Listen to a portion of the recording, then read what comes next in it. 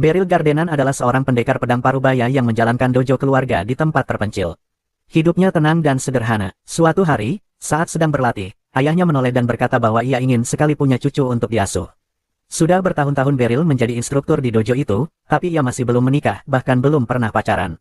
Beryl menjawab bahwa dirinya terlalu sibuk mengurus dojo untuk memikirkan soal anak. Tapi sang ayah tetap bersikeras. Ia bahkan menyarankan agar Beryl mencoba menjodohkan diri dengan salah satu murid perempuan. Beryl tentu saja menolak karena alasan etika. Dojo itu sudah diwariskan turun-temurun dalam keluarganya. Sejak mengambil alih dari ayahnya, Beryl menjalankan tugasnya dengan penuh dedikasi. Dulu, ia bermimpi menjadi ahli pedang terkenal. Namun, meski jelas lebih hebat dari kebanyakan orang, ia merasa belum pantas menyandang gelar itu. Ia lebih menganggap dirinya sebagai guru yang baik, banyak muridnya yang telah menjadi pendekar sukses berkat latihannya. Malam harinya, setelah latihan selesai, Beryl makan malam bersama orang tuanya. Tapi sang ayah belum menyerah, ia bahkan meminta bantuan istrinya untuk menekan Beryl agar segera mencari istri. Beryl hanya bisa menjawab bahwa hal seperti itu butuh waktu dan tidak bisa dipaksakan. Lagi pula, ia bahkan belum punya pacar. Tidak mungkin ada gadis cantik yang tiba-tiba muncul di depan pintu, kan? Namun tepat setelah ia mengatakan itu, terdengar ketukan di pintu. Ketika Beryl membukanya, ia terkejut melihat seorang gadis cantik berdiri di sana, menyapanya dengan sebutan Sensei. Setelah melihat lebih dekat, ia menyadari bahwa gadis itu adalah mantan muridnya, Alucia Citrus. Beryl mengundangnya masuk dan menawarinya teh. Ia masih ingat betapa berbakatnya Alucia saat berlatih dulu. Tapi ia tak pernah menyangka bahwa Alucia kini adalah komandan ksatria dari Ordo Kerajaan. Saat ditanya kenapa datang, Alucia menjelaskan bahwa sebagai komandan, ia bertugas melatih para rekrut baru. Karena itu, ia merekomendasikan Beryl sebagai instruktur pedang khusus untuk kerajaan. Bahkan, penunjukannya sudah disetujui oleh pihak kekaisaran. Beryl sempat ingin menolak, karena merasa tidak meminta jabatan itu. Tapi ayahnya buru-buru memperingatkan bahwa menolak perintah kekaisaran bisa berujung pada eksekusi. Alucia menenangkan, hukuman mati mungkin berlebihan, tapi tetap akan ada konsekuensi berat. Akhirnya, Beryl setuju untuk menerima tawaran itu. Alucia bahkan sudah menyiapkan kereta untuk berangkat ke ibu kota malam itu juga.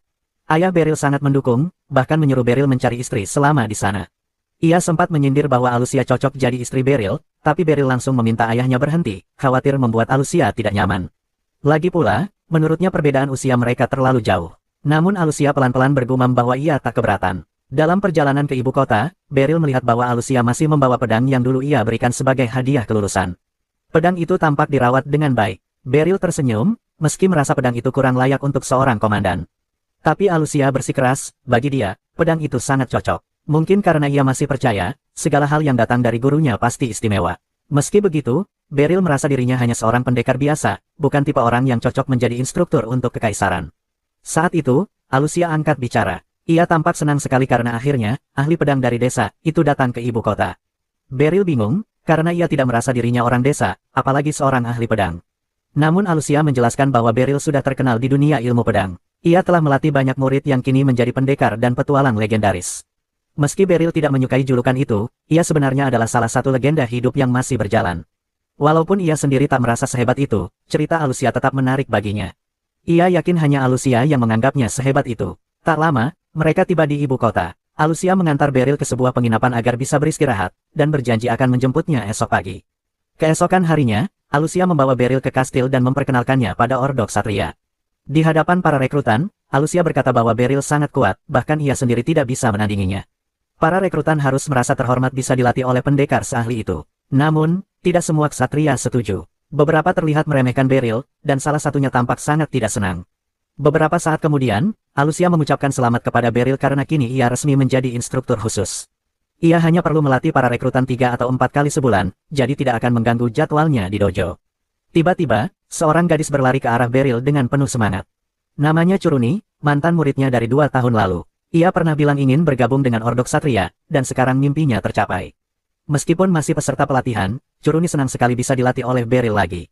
Alucia pun ikut senang. Beberapa hari kemudian, Beryl kembali ke rumah. Saat membuka pintu, ia dikejutkan oleh kedatangan salah satu murid lamanya, Randrit, yang datang memperkenalkan istri dan bayi mereka.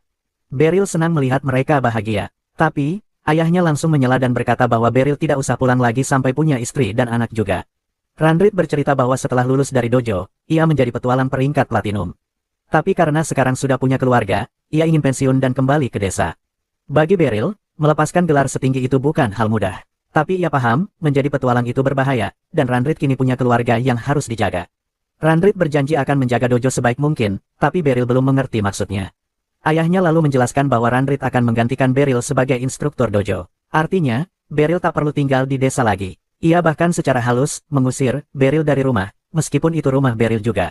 Keesokan harinya, Beryl menceritakan semuanya pada Alucia. Ia bilang ingin mencari tempat tinggal di kota, karena penginapan kemarin terlalu mewah untuk ditinggali lama-lama. Alucia langsung menawarkan bantuan. Ia bahkan sempat menawari Beryl tinggal di rumahnya, tapi Beryl menolak karena merasa tidak pantas. Alucia agak kecewa, tapi mengajaknya makan siang.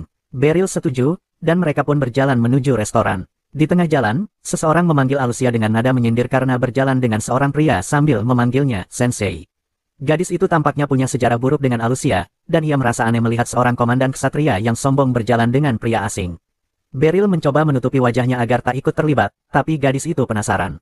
Ia membuka penutup wajah Beryl dan langsung terkejut. Ia memanggilnya Sensei. Beryl bingung, karena ia tidak mengenal gadis itu. Gadis itu lalu memperkenalkan diri, Surena Lysandra. Ia mengingatkan Beryl bahwa dulu, ia pernah menyelamatkannya dan mengajarinya cara menggunakan pedang. Butuh beberapa saat bagi Beryl untuk mengingat, tapi akhirnya ia teringat pada seorang gadis yang dulu ia temukan dalam keadaan terluka, 20 tahun lalu. Ia membawanya pulang, merawatnya hingga sembuh, dan mengajarinya bertarung. Sejak saat itu, Beryl tidak pernah melihatnya lagi. Jadi ia terkejut saat mengetahui gadis itu, Surena, kini telah menjadi petualang peringkat hitam. Surena meminta maaf karena selama ini belum pernah kembali mengunjunginya. Ia juga penasaran mengapa Beryl ada di ibu kota. Alucia lalu menjelaskan bahwa Beryl telah diangkat menjadi instruktur khusus untuk Ordo Ksatria, dan sekarang sedang membantunya mencari tempat tinggal. Tapi Surena bersikeras bahwa ia lebih ahli dalam urusan seperti itu. Sebagai petualang, ia sudah terbiasa tinggal di berbagai macam tempat. Ia dan Alucia pun mulai berdebat tentang siapa yang lebih cocok menemani Beryl. Beryl sendiri tidak paham kenapa keduanya tampak begitu membenci satu sama lain. Namun, berkat bantuan mereka berdua, Beryl akhirnya menemukan penginapan yang cocok. Ia berterima kasih dan meminta mereka berhenti bertengkar demi dirinya, karena ia tidak tahan lagi mendengar teriakan. Demi menghormati Beryl, mereka akhirnya berhenti berdebat dan berjalan dengan tenang. Dari jendela rumah barunya, Beryl mengawasi mereka. Ia tidak yakin akan cocok dengan hiruk-pikuk kehidupan kota, tapi merasa senang karena dikelilingi orang-orang yang peduli padanya. Keesokan harinya, para ksatria Ordo kembali berlatih seperti biasa. Wakil Komandan Hendlitz menunjukkan kehebatannya dengan mendominasi seluruh sesi latihan. Setelah itu, Alucia mengumumkan perubahan besar, Beryl akan mulai mengajar hari ini, bukan seminggu lagi seperti rencana awal. Ia berharap semua orang bekerja lebih keras. Beryl pun maju dan menyapa para rekrutan. Tapi sebelum bisa memulai pelajaran, Hendlitz mendekat dan menantangnya duel. Ia menjelaskan bahwa sebagai instruktur khusus, seseorang harus benar-benar kuat. Ia tidak bermaksud menyinggung, hanya ingin memastikan. Sebagai wakil komandan, ia punya hak untuk menantang duel, dan Alucia langsung menyetujuinya, tanpa bertanya dulu pada Beryl. Beryl hanya bisa menghela napas. Ia berharap Alucia berhenti memutuskan sesuatu atas namanya. Tapi karena tantangan sudah dilontarkan, ia tidak punya pilihan selain menerima. Hendlitz yakin Alucia hanya terlalu memuja Beryl karena dulu pernah diajar olehnya. Tapi itu tidak berarti Beryl cocok menjadi pengajar untuk Ordo Malam. Ia ingin membuktikan pendapatnya di depan semua orang. Yang mengejutkan, Beryl setuju dengan Hendlitz. Ia juga merasa belum tentu pantas untuk jabatan ini. Tapi jika ia kalah, itu akan mempermalukan Alucia yang telah mempercayainya. Maka, ia memutuskan untuk bertarung dengan serius. Duel pun dimulai. Hendlitz langsung menyerang dengan agresif. Beryl menangkis serangan demi serangan, terkesan dengan kekuatan dan kecepatannya. Tapi ia menyadari sesuatu, jika ia bisa menangkis satu serangan dengan tepat, Hendlitz akan terbuka. Ia melakukannya, dan dalam skenario pertempuran sungguhan, Hendlitz akan mati. Itu dihitung sebagai 1 poin untuk Beryl. Mereka kembali ke posisi awal, dan pertarungan berlanjut. Hendlitz semakin serius, tapi gerakannya mulai bisa ditebak. Beryl menyesuaikan diri dan lebih mudah menangkis. Menyadari hal itu, Hendlitz akhirnya menggunakan teknik andalannya, Roaring Blade, tebasan berputar dahsyat yang katanya tak bisa diblokir. Secara teori, tak ada jalan menang bagi Beryl. Tapi saat Hendlitz menebas, Beryl menghilang dan muncul di belakangnya, dengan ujung pedang mengarah ke lehernya. Duel pun berakhir, Beryl menang. Hendlitz tidak marah. Ia justru kagum dan meminta maaf atas sikap sebelumnya. Malamnya, ia mengadakan pesta penyambutan untuk Beryl. Namun, rasa penasarannya belum hilang. Ia bertanya bagaimana Beryl bisa menghindari serangan itu. Beryl menjelaskan bahwa ia hanya mengikuti arah rotasi tubuh Hendlitz untuk bergerak ke belakangnya. Tapi ia juga menambahkan bahwa melakukannya jauh lebih sulit daripada kedengarannya. Apapun itu, Hendlitz kini sangat menghormatinya, dan begitu juga dengan para rekrutan. Mereka semua ingin belajar di bawah bimbingan sensei mereka yang baru. Sudah seminggu sejak Beryl menjadi instruktur di tempat ini. Saat dua ksatria sedang berlatih bersama, Beryl datang dan memberi mereka beberapa nasihat. Ia memperhatikan cara mereka bertarung dan menilai permainan pedang mereka sudah cukup bagus. Namun, menurutnya, mereka masih perlu belajar menjaga jarak. Ia menjelaskan bahwa terlalu fokus pada pedang lawan bisa membuat kita lengah, hingga tak sadar kalau lawan sudah terlalu dekat. Mungkin terlihat sepele, tapi dalam pertarungan sungguhan, jarak setengah langkah saja bisa menentukan siapa yang menang atau kalah. Bagi Beryl, itu hanya nasihat dasar. Tapi melihat reaksi para murid yang mendengarkannya seolah ia baru saja mengucapkan kata-kata paling bijak di dunia, membuatnya sedikit terkejut. Sejak pertarungannya dengan Handblitz, setiap ucapan Beryl dianggap mutlak. Jujur saja, itu membuat pekerjaannya jauh lebih mudah. Setelah latihan selesai, Beryl duduk santai. Handblitz datang membawakannya handuk untuk menyeka keringat. Tak lama, Curuni mendekat dan bertanya apakah Beryl punya rencana setelah ini. Karena Beryl tidak merencanakan apa-apa, Curuni pun mengajaknya jalan-jalan keliling kota. Setelah dipikir-pikir, Beryl memang belum sempat menjelajah kota Baltrain, jadi ia setuju. Curuni pun berlari dengan semangat untuk berganti pakaian. Sementara itu, Alucia sedang menghadiri rapat dengan para pejabat kerajaan. Ia melaporkan kondisi Ordo Malam, terutama soal instruktur baru yang mereka rekrut. Ia meyakinkan semua orang bahwa Beryl jauh melampaui harapan mereka. Karena tidak ada hal lain yang perlu dibahas, rapat pun selesai. Dulu, banyak yang memperingatkan Alucia bahwa jika ingin terus berkembang dalam ilmu pedang, sebaiknya ia tidak menjadi kapten ksatria karena terlalu banyak urusan birokrasi. Tapi satu-satunya alasan ia menerima jabatan itu adalah agar bisa membawa Beryl ke ibu kota. Saat kecil, orang tuanya mengantarnya ke dojo Beryl untuk belajar bela diri. Sejak pertama kali bertemu, Alucia tahu Beryl adalah orang baik. Di dojo, Beryl mengajarinya teknik dasar seperti mengayunkan pedang, melompat di atas tunggul pohon untuk melatih kelincahan, dan latihan kekuatan tubuh. Metodenya mungkin tidak biasa, tapi tak butuh waktu lama bagi Alucia untuk merasa nyaman menggunakan pedang. Suatu hari, Beryl menantangnya bertarung. Alucia sangat bersemangat karena ingin menunjukkan semua yang sudah ia pelajari. Tapi begitu berhadapan, ia sadar tak bisa menemukan celah sedikit pun. Beryl terlalu kuat. Karena terbiasa belajar darinya, Alucia sempat mengira semua instruktur pedang selevel dengan Beryl. Tapi ia sadar dirinya keliru saat Beryl mengajaknya bertanding melawan dojo lain. Lawan yang dihadapi Alucia waktu itu bertarung ngawur, tanpa perhitungan dan sabar seperti anak kecil. Ia menyerang sembarangan tanpa strategi. Hasilnya, Alucia dengan mudah mengalahkannya. Dalam perjalanan pulang ke dojo, Beryl tampak senang karena murid-muridnya bisa bertemu lawan dengan gaya bertarung berbeda. Alucia kemudian bertanya apakah dojo mereka lebih unggul dari dojo lain. Tapi Beryl tidak suka berpikir seperti itu. Menurutnya, yang paling penting bukanlah menang atau kalah, tapi apa yang bisa dipelajari dari pertarungan itu. Alucia mengangguk mengerti, tapi lalu ia sadar jepit rambutnya hilang. Ia yakin menjatuhkannya di dojo lawan. Jepit itu penting baginya, jadi ia kembali untuk mencarinya. Saat sampai, ternyata orang yang tadi ia kalahkan menemukannya lebih dulu. Awalnya ia terlihat seperti akan menyerahkan jepit itu tanpa masalah. Tapi ternyata tidak, ia malah melemparkannya ke dalam dojo dan berkata kalau Alucia menginginkannya kembali, ia harus mengambil semuanya sekaligus. Kali ini, si lawan yakin akan menang karena semua temannya ada di pihaknya. Melihat betapa buruknya kemampuan mereka tadi, Alucia yakin bisa mengalahkan mereka semua sendirian. Tapi ia tahu Beryl tak ingin ia menyakiti orang lain dengan keahliannya. Jadi, Alucia hanya berdiri diam, siap menerima apapun yang akan terjadi. Namun, sebelum si brengsek itu sempat menamparkan wajah Alucia, Beryl maju dan menerima pukulan itu. Meski tak sampai melukainya, pukulan itu tetap terasa menyakitkan. Beryl lalu menatap mereka dan bertanya, apa begini caranya kalian ingin menggunakan ilmu pedang? Si brengsek itu belum sadar bahwa tindakannya salah. Ia malah mencoba memukul kepala Beryl. Tapi Beryl dengan mudah menghindar dan melucuti senjatanya hanya dengan satu gerakan cepat. Beberapa temannya langsung menyerang, tapi Beryl menangkis semuanya dengan tenang. Sebelum situasinya makin parah, Master Dojo muncul. Ia mendengar keributan dan langsung datang. Wajahnya kecewa melihat murid-muridnya bertindak tidak sopan. Ia pun berlutut, meminta maaf dengan tulus kepada Beryl, dan berjanji akan mencegah kejadian seperti ini terulang. Beryl dan Alucia kemudian berjalan pulang bersama. Beryl mengaku punya firasat buruk saat Alucia pergi mengambil jepit rambutnya, jadi ia memutuskan untuk mengikutinya demi memastikan semuanya baik-baik saja. Alucia merasa bersalah karena Beryl harus menerima pukulan demi melindunginya, tapi Beryl hanya tersenyum dan berkata, pukulannya nggak seburuk itu. Lagi pula, kamu nggak salah. Jangan menyalahkan diri sendiri. Sebaliknya, Beryl merasa bersalah sebagai guru karena membiarkan Alucia masuk ke situasi berbahaya sendirian. Tahun-tahun pun berlalu. Kini, Alucia berada di tengah pertarungan tiruan lainnya bersama Beryl. Postur dan teknik Beryl masih sekuat dulu, tapi kali ini, saat Beryl mengayunkan pedangnya, Alucia berhasil menangkis dan bahkan mencetak poin untuk pertama kalinya. Beryl terkejut melihat sejauh mana kemajuan muridnya. Melihat itu, Beryl merasa sudah waktunya Alucia lulus. Ia pun memberikan pedang seremonial sebagai tanda kelulusan. Saat itu, Alucia sadar bahwa Beryl mungkin tidak menyadari betapa hebatnya dirinya sebagai pendekar pedang. Sebenarnya, Alucia tidak ingin meninggalkan dojo. Ia merasa masih banyak hal yang bisa ia pelajari dari sang sensei. Namun, ia juga tidak ingin menjadi beban. Jadi, ia menerima keputusan itu dan memutuskan untuk membuktikan bahwa teknik sang sensei lebih hebat dari siapapun. Ia mendaftar ke program Ordo Malam dan mengikuti ujian masuk. Seperti yang ia duga, tidak ada satupun kandidat yang bisa mengimbangi pelatihannya bersama Beryl. Bahkan para penguji kesulitan melawannya. Ia yakin, kalau mereka saja tidak bisa mengimbanginya, maka tak satupun dari mereka bisa menghadapi Beryl. Bagi Alucia, Beryl adalah pendekar pedang terhebat di dunia. Sayangnya, Beryl sendiri seolah tidak menyadari hal itu. Ia tampak puas hidup sebagai pendekar yang tidak dikenal. Tapi Alucia tak ingin sang sensei terus hidup dalam bayang-bayang. Ia terus naik pangkat dalam Ksatria Ordo demi mendapat kekuatan yang bisa digunakan untuk mendukung sang guru. 10 tahun berlalu sejak ia meninggalkan dojo. Kini, sebagai komandan ksatria, Alucia merasa Beryl tampak lebih luar biasa dari yang ia ingat. Ia merasa sedikit bersalah karena menunjuk Beryl sebagai instruktur tanpa bertanya lebih dulu, tapi itu satu-satunya cara untuk membawanya keluar dari desa dan memberinya pengakuan yang pantas.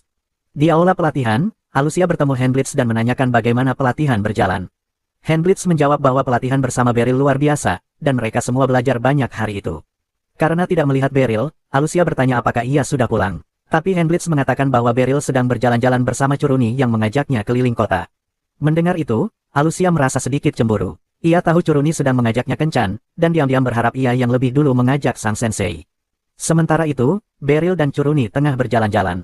Curuni menunjukkan berbagai toko menarik di kota. Beryl terkagum-kagum melihat betapa ramainya kota ini dibanding desanya. Namun, ia sempat heran kenapa Curuni membawanya ke distrik barat, padahal tempat-tempat wisata seperti istana dan gereja ada di distrik utara.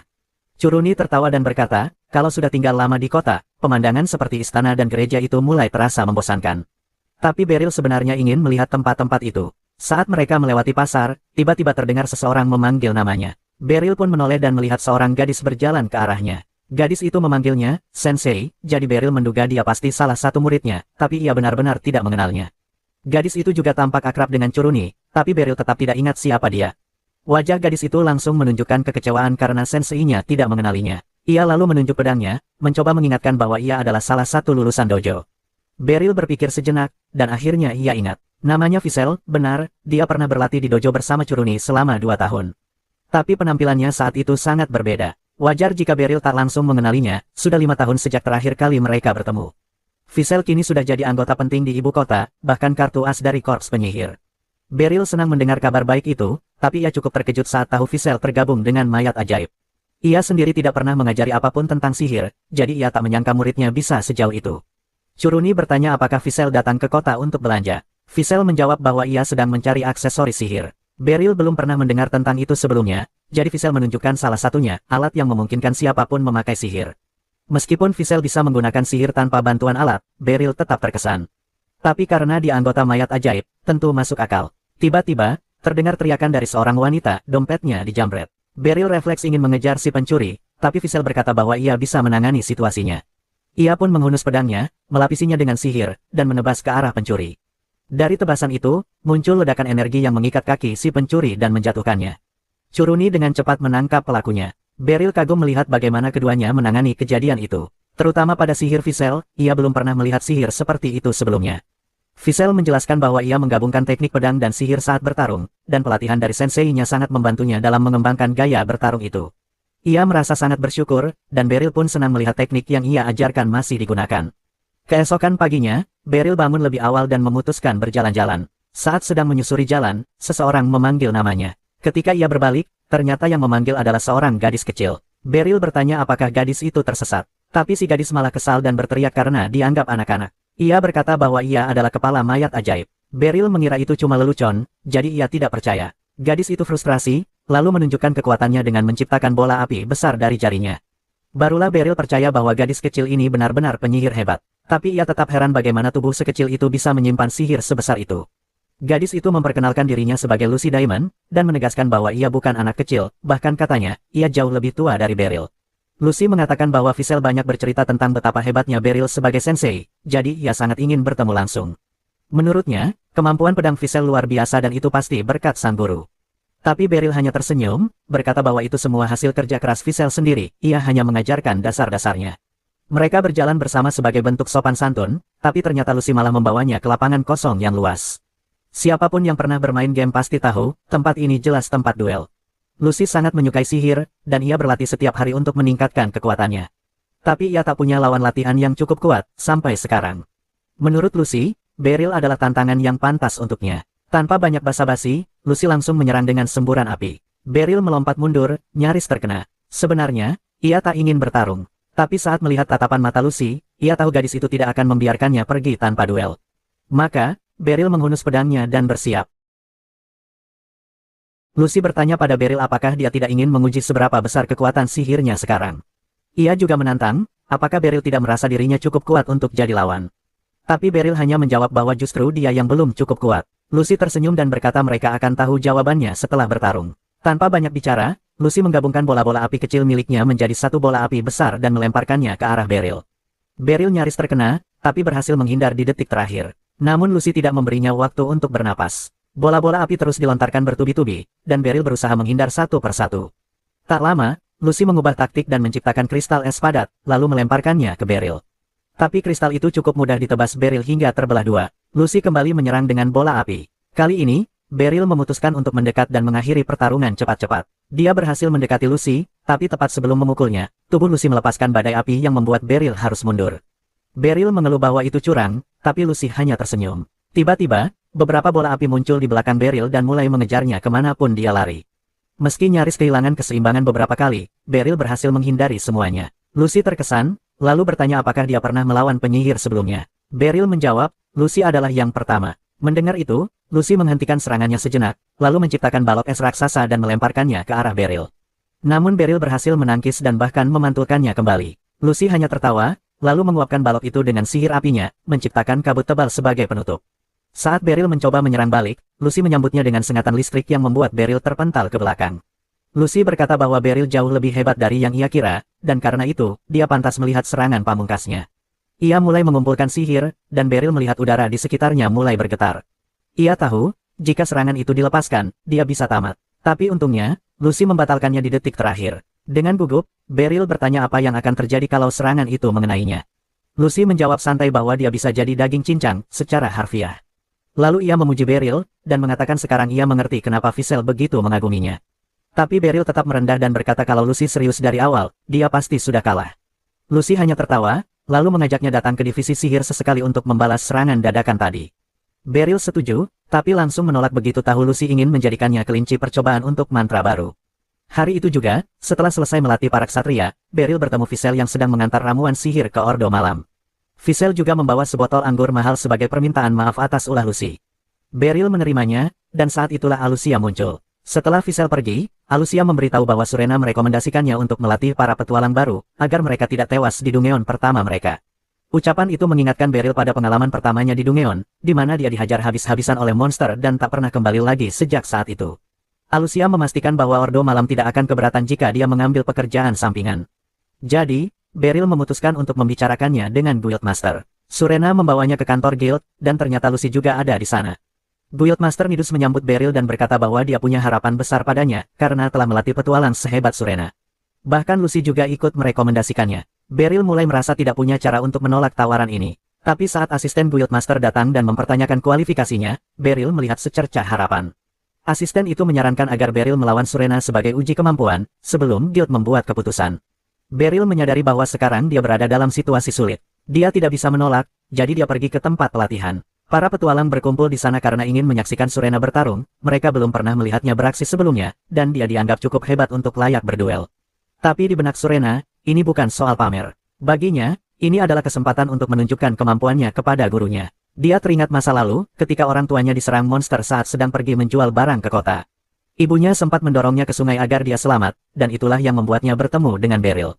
Beryl menyelamatkannya, merawat tubuhnya yang terluka, dan berusaha memulihkan jiwanya yang hancur karena kehilangan.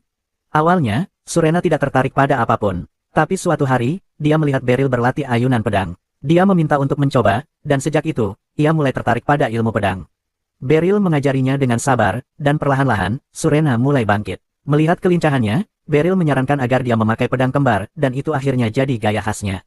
Beberapa tahun kemudian, sebuah keluarga kaya mengadopsi Surena. Dia harus meninggalkan rumah Beryl sebelum sempat lulus. Saat pergi, dia menangis, dan bertekad menjadi petualang, agar bisa menolong orang lain dan memanfaatkan semua yang dia pelajari dari gurunya.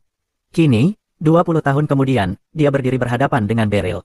Keduanya merasa nostalgia. Beryl pun memutuskan untuk tidak menahan diri, agar tidak mengecewakan muridnya. Begitu pertarungan dimulai, Surena melompat tinggi dan menyerang. Beryl menahan serangannya, walau terdorong mundur. Tapi perlahan, dia mulai menguasai situasi. Surena bertarung dengan serius, tapi tetap tidak bisa mendaratkan satu pukulan pun. Dia justru senang, karena akhirnya bisa bertarung sungguh-sungguh dengan gurunya. Sementara itu, Beryl bangga melihat bahwa Surena tidak pernah berhenti berlatih. Beryl tahu bahwa Surena kini unggul dalam kecepatan, kekuatan, dan stamina. Tapi dia menemukan satu celah dalam gaya bertarung Surena. Saat Surena menyerang lagi, Beryl menusukkan pedangnya ke pelindung lengan Surena, membuatnya menjatuhkan satu pedangnya. Ketika Surena mencoba menyerang dengan pedang satunya, Beryl langsung menjegalnya dan membuatnya jatuh. Beryl mengarahkan pedangnya dan menyatakan pertarungan berakhir. Meskipun kalah, Surena terlihat bahagia dan berterima kasih pada Beryl. Penonton pun bersorak melihat pertarungan luar biasa itu. Surena mengaku bahwa seperti dugaannya, dia masih belum cukup hebat untuk mengalahkan gurunya. Tapi Beryl berkata bahwa jika pertarungan berlangsung 10 detik lebih lama, mungkin dia yang akan kalah. Dia menyadari bahwa tangan kiri Surena masih belum sepenuhnya dikuasai. Lucy dan beberapa lainnya muncul, terkesan dengan kemampuan Beryl. Asisten guild meminta maaf karena sempat meragukannya, dan guildmaster langsung memintanya mulai melatih para petualang baru. Barulah saat itu Beryl sadar, dia seharusnya tidak bertarung sebaik itu, karena sekarang dia tidak punya jalan keluar dari pekerjaan ini. Keesokan harinya, Beryl dan Surena memimpin tim kecil berisi 3 pemula ke ruang bawah tanah tingkat rendah. Meski gugup, para pemula berhasil menyusuri Dungeon dan mengalahkan beberapa goblin. Beryl bahkan tidak perlu turun tangan, dan dia merasa puas akan hal itu. Namun saat mereka hendak keluar, Surena menyadari sesuatu, jumlah monster di dalam terlalu sedikit. Tiba-tiba, alat pendeteksi monster milik mereka meledak. Mereka sempat mengabaikannya dan terus berjalan keluar. Tapi Beryl merasakan kehadiran sesuatu yang sangat kuat. Sayangnya, dia tidak cukup cepat untuk memperingatkan para pemula. Salah satu dari mereka diserang tiba-tiba oleh monster berbahaya, Xenograble. Beryl dan Surena segera berlari keluar dan menemukan pemula itu masih hidup, meski terluka parah. Tapi yang lebih mengkhawatirkan, mereka kini harus menghadapi monster peringkat S yang sangat mematikan. Beryl mengutuk nasibnya, hari pertama kerja, dan ia sudah harus menghadapi monster sekuat Xenograble. Ia bertanya pada Surena apakah punya ramuan penyembuh, dan Surena mengangguk. Beryl pun lega dan berniat merawat si pendatang baru yang terluka, sementara Surena menghadapi monster itu. Ia mengulurkan tangan, tapi Surena salah paham dan mengira Beryl memintanya bertindak. Sambil menandai Beryl, Surena berkata setuju, akan lebih baik jika master sepertinya melawan monster itu. Lalu, tanpa ragu, ia lari menyelamatkan anak laki-laki itu, meninggalkan Beryl yang kebingungan. Namun, Beryl tak punya waktu untuk bingung, monster itu langsung menyerang. Ia menghindar cepat, bersiap bertarung meski tahu ini bukan pertarungan yang seimbang. Cakar Griffin terus menghujani, dan Beryl terpaksa mundur selangkah demi selangkah sambil menangkis. Saat melihat celah, ia menyerang kaki monster itu, namun kulitnya terlalu keras, dan pedangnya tak mampu melukai. Ia sadar, satu serangan saja bisa mengakhiri hidupnya. Sempat terganggu oleh bayangan Surena yang masuk ke gua sambil menggendong si bocah, Beryl kehilangan fokus. Sebuah serangan menghantamnya, membuat lengannya terluka. Ia mengubah strategi, mencoba menyerang langsung, tapi Griffin menembakkan bola api.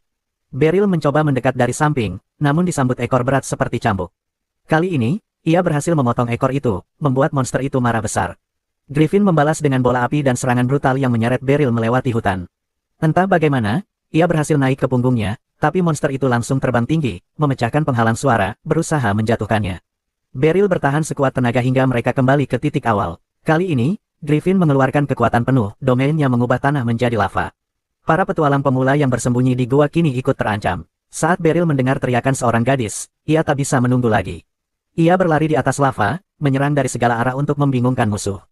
Bola-bola api ditembakkan, tapi Beryl justru memanfaatkannya untuk melompat lebih cepat. Dengan dorongan ekstra, ia menembus mata Griffin, meski pedangnya patah. Saat ia pikir semuanya sudah selesai, Surena tiba-tiba melompat dari tebing, menjepit leher monster itu dan memenggalnya. Ia berterima kasih pada Beryl karena sudah membantunya mengalahkan monster peringkat S, tapi Beryl hanya berkata bahwa ia merasa tidak banyak membantu. Ia pun menanyakan kondisi anak laki-laki itu, dan Surena memastikan bahwa dia selamat. Mereka lalu pergi ke markas serikat untuk melaporkan pembunuhan monster. Ketua serikat tak percaya mereka bisa melindungi 3 pemula sambil membunuh makhluk seberbahaya itu. Surena mengatakan semua itu bisa terjadi karena Beryl. Sebelum Beryl sempat meluruskan, ketua serikat langsung mengucapkan terima kasih dan menawarkan promosi ke peringkat tinggi.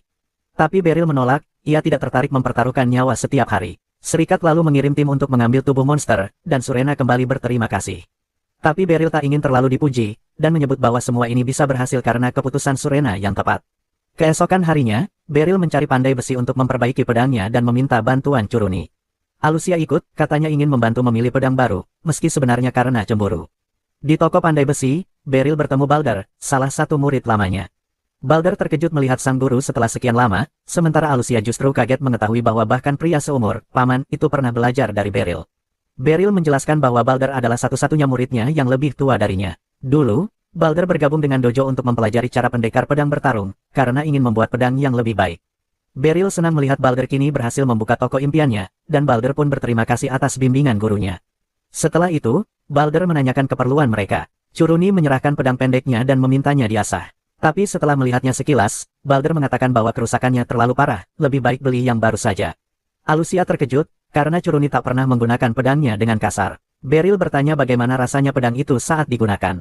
Curuni menjawab ringan dan enak. Beryl dan Balder langsung paham, pedang itu terlalu ringan. Jika tak terasa bebannya, itu bukan senjata yang cocok untuknya. Beryl menyarankan pedang yang lebih besar, dan setelah mencobanya, Curuni langsung menyukainya.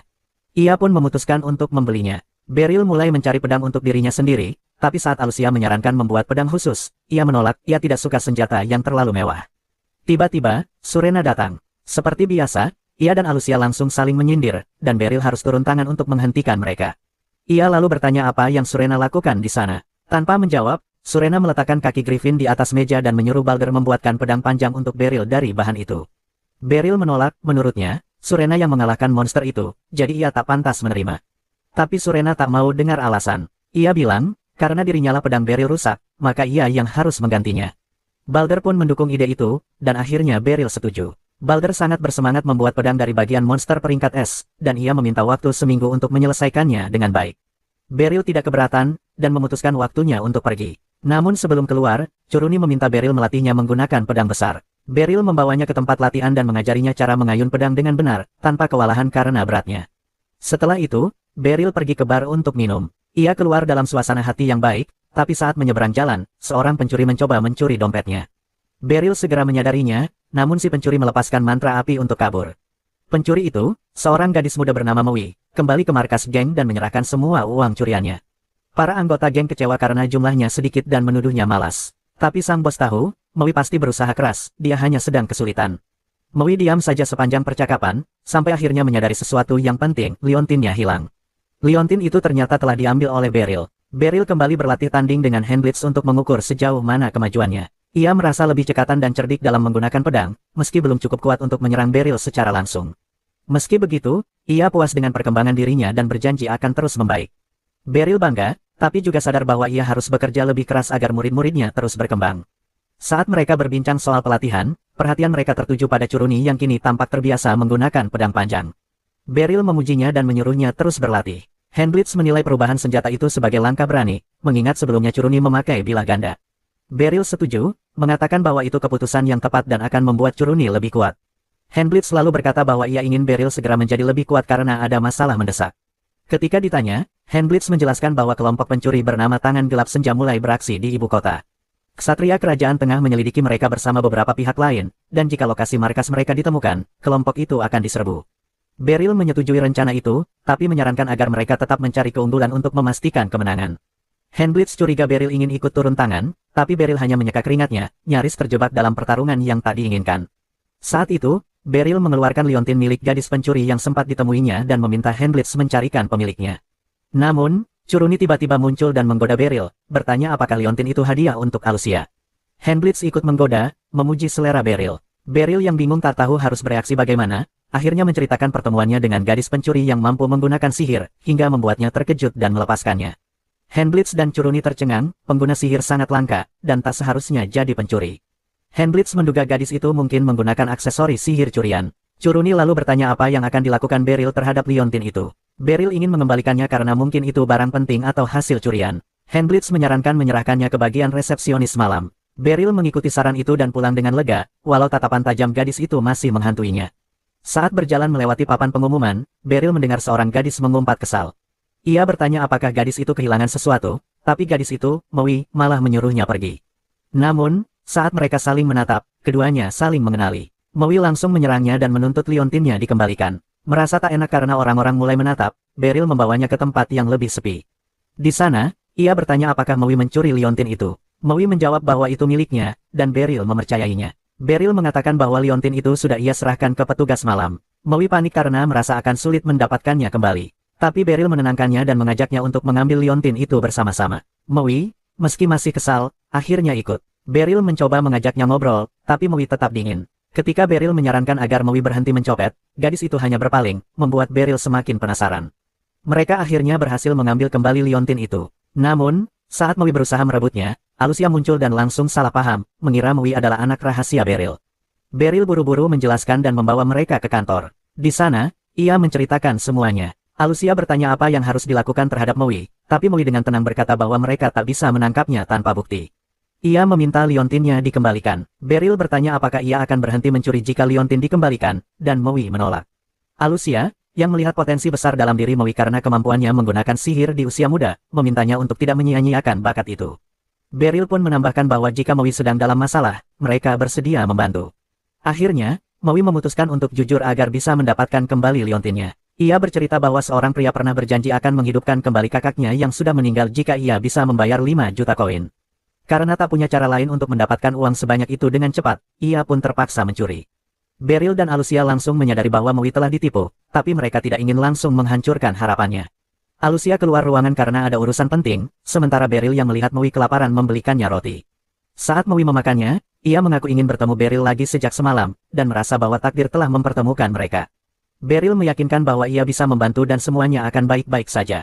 Tapi Maui tak menggubris kata-katanya. Beryl akhirnya mengembalikan liontinnya, dan Maui pun berniat pergi. Namun sebelum ia sempat keluar, Alusia kembali bersama Lucy. Lucy ingin melihat apakah Maui benar-benar berbakat dalam sihir. Tapi Maui enggan berbicara dengannya karena Lucy terlihat jauh lebih muda. Untuk membuktikan diri, Lucy memanaskan cangkir teh dengan sihir dan membuat Maui terkejut. Ia lalu memerintah Maui untuk mendaftar ke Akademi Sihir, tapi Maui menolak. Ia masih bertekad mengumpulkan 5 juta koin demi menghidupkan kembali kakaknya. Lucy lalu dengan tenang mengatakan bahwa sihir kebangkitan itu tidak nyata. Maui terpukul, menolak mempercayainya, dan mencoba membantah. Beryl meminta Lucy untuk berhenti, tapi Lucy bersikeras bahwa Maui perlu tahu kebenarannya. Maui tetap yakin karena ia pernah melihat sang penyihir membuat kakaknya hidup kembali meski hanya sebentar. Selama ia membayar, jasad kakaknya tidak akan membusuk, dan katanya, kebangkitan penuh akan terjadi saat pembayaran lunas. Lucy menyebut itu sebagai tipu daya dan meminta nama penyihir itu. Awalnya Maui ragu, tapi Lucy berkata, kalau memang benar, ia sendiri yang akan membayar 5 juta koin. Akhirnya, Maui menyebut nama pria itu, Twilight. Lucy langsung meminta dibawa ke tempat penyihir itu. Alusia menawarkan bantuan, tapi Lucy menolak membawa para ksatria agar tak menarik perhatian. Ia hanya mengajak Beryl, karena tahu Beryl peduli pada Maui. Ketiganya lalu menuju markas kelompok Dark Hand of Twilight, yang ternyata tak jauh dari jalan utama. Beryl mulai menyesal karena tak membawa pedang sungguhan, tapi Lucy meyakinkannya bahwa pedang kayu pun cukup jika ia serius. Sesampainya di sana, Maui menyarankan lewat pintu belakang karena gerbang depan terkunci. Namun Lucy, yang tak suka berputar-putar, langsung mendobraknya dengan sihir. Para pencuri di dalam terkejut. Salah satunya mencoba menggertak Lucy, tapi malah langsung terpental oleh sihirnya. Lucy berkata bahwa ia tak tertarik berbicara dengan anak buah, ia datang untuk menemui pemimpin mereka. Ia bisa merasakan keberadaan Twilight di bawah tanah dan langsung pergi ke sana, meninggalkan kekacauan di atas. Sementara itu, Beryl bersiap menghadapi para pencuri. Mereka tersinggung melihat Beryl hanya membawa pedang kayu. Salah satu dari mereka menyerang Maui, tapi Beryl segera menahannya dan menjatuhkannya dengan satu serangan. Pertarungan pun pecah di lantai atas. Di bawah tanah, Lucy menemukan Twilight duduk di atas peti mati. Ia langsung mengonfrontasinya soal kebohongan sihir kebangkitan. Twilight terkejut dengan kedatangan Lucy dan segera menyerangnya dengan bongkahan es. Tapi Lucy dengan mudah melelehkannya. Lucy menyadari Twilight memakai berbagai aksesori sihir untuk mengelabui orang. Twilight lalu menggunakan sihir lain untuk mengangkat barang-barang di sekeliling mereka, termasuk mayat yang digunakan untuk menipu Maui. Ia tertawa dan menyebut Maui sebagai anak bodoh yang mudah dibohongi. Lucy marah dan menembakkan bola api. Twilight menangkisnya, tapi Lucy menyindirnya sebagai anak kecil yang mengira bisa jadi penyihir hanya karena punya banyak mainan. Tersinggung, Twilight menyerang balik dengan bola api miliknya. Namun sebelum sempat mengenainya, Lucy sudah lebih dulu mengucapkan mantra khusus dan melemparkannya mundur. Sementara itu, di lantai atas, Beryl dengan mudah melumpuhkan para pencuri. Setelah semuanya beres, Lucy kembali. Beryl bertanya apakah urusan Lucy juga sudah selesai, dan Lucy hanya menunjuk Twilight yang kini tampak putus asa. Ia membantingnya ke lantai dan mengancam akan menggunakan sihir lagi jika dia tidak mengatakan yang sebenarnya pada Maui. Akhirnya, Twilight mengaku bahwa sihir kebangkitan itu tidak pernah ada. Ia memohon pada Lucy agar tidak menyakitinya lagi. Mendengar pengakuan itu, Maui sangat terpukul. Dunianya seakan runtuh. Lucy memutuskan untuk meninggalkan Maui bersama Beryl, sementara ia pergi memanggil pasukan malam untuk menangkap para pencuri. Beryl menemani Maui turun ke ruang bawah tanah. Saat mereka membuka peti mati, ternyata isinya kosong. Maui merasa kehilangan arah. Ia bertanya pelan, apa yang harus ia lakukan sekarang? Beryl menenangkannya. Ia berkata bahwa semuanya akan baik-baik saja, dan bahwa sebagai orang dewasa, ia akan membantu Maui menemukan jalan baru. Tak lama kemudian, Lucy kembali bersama para kesatria. Para pencuri ditangkap dan dibawa pergi. Lucy mengatakan bahwa Twilight sepertinya bukan pemimpin sebenarnya. Kemungkinan ada seseorang yang mengendalikan semuanya dari balik bayangan. Ia meminta Alucia untuk melanjutkan penyelidikan. Alucia dan Handblitz pun membawa para tahanan pergi. Lucy lalu memutuskan untuk mengambil hak asuh Maui sementara waktu, agar ia tidak sendirian. Namun, saat mereka hendak pulang, seorang pria misterius muncul. Dialah dalang yang selama ini mengendalikan Twilight. Dengan sihirnya, ia membuat tubuh Twilight meledak dari dalam, agar Twilight tidak sempat membocorkan apapun. Lalu, pria itu kembali ke atasannya, Paus, yang ternyata adalah otak di balik semua ini. Di dalam sebuah gereja, mereka berdiri di antara deretan peti mati berisi mayat. Paus berkata bahwa membungkam Twilight adalah langkah yang tepat, karena kini mereka bisa melanjutkan mukjizat besar tanpa gangguan siapapun. Keesokan harinya, setelah selesai melatih para ksatria, Alucia mendekati Beryl dan memintanya berbicara secara pribadi. Ia membawanya ke kantor dan memberitahu bahwa Twilight meninggal saat dibawa ke penjara. Ternyata ada alat sihir yang meledak dari dalam tubuhnya. Saat ini, para ksatria sedang menyelidikinya bersama inti sihir. Beryl terkejut. Ia juga tahu dari interogasi bahwa para antek Twilight tidak tahu apa-apa soal keberadaan mayat-mayat yang diawetkan. Ini membuatnya yakin bahwa Lucy benar, Twilight memang hanya boneka yang dikendalikan orang lain.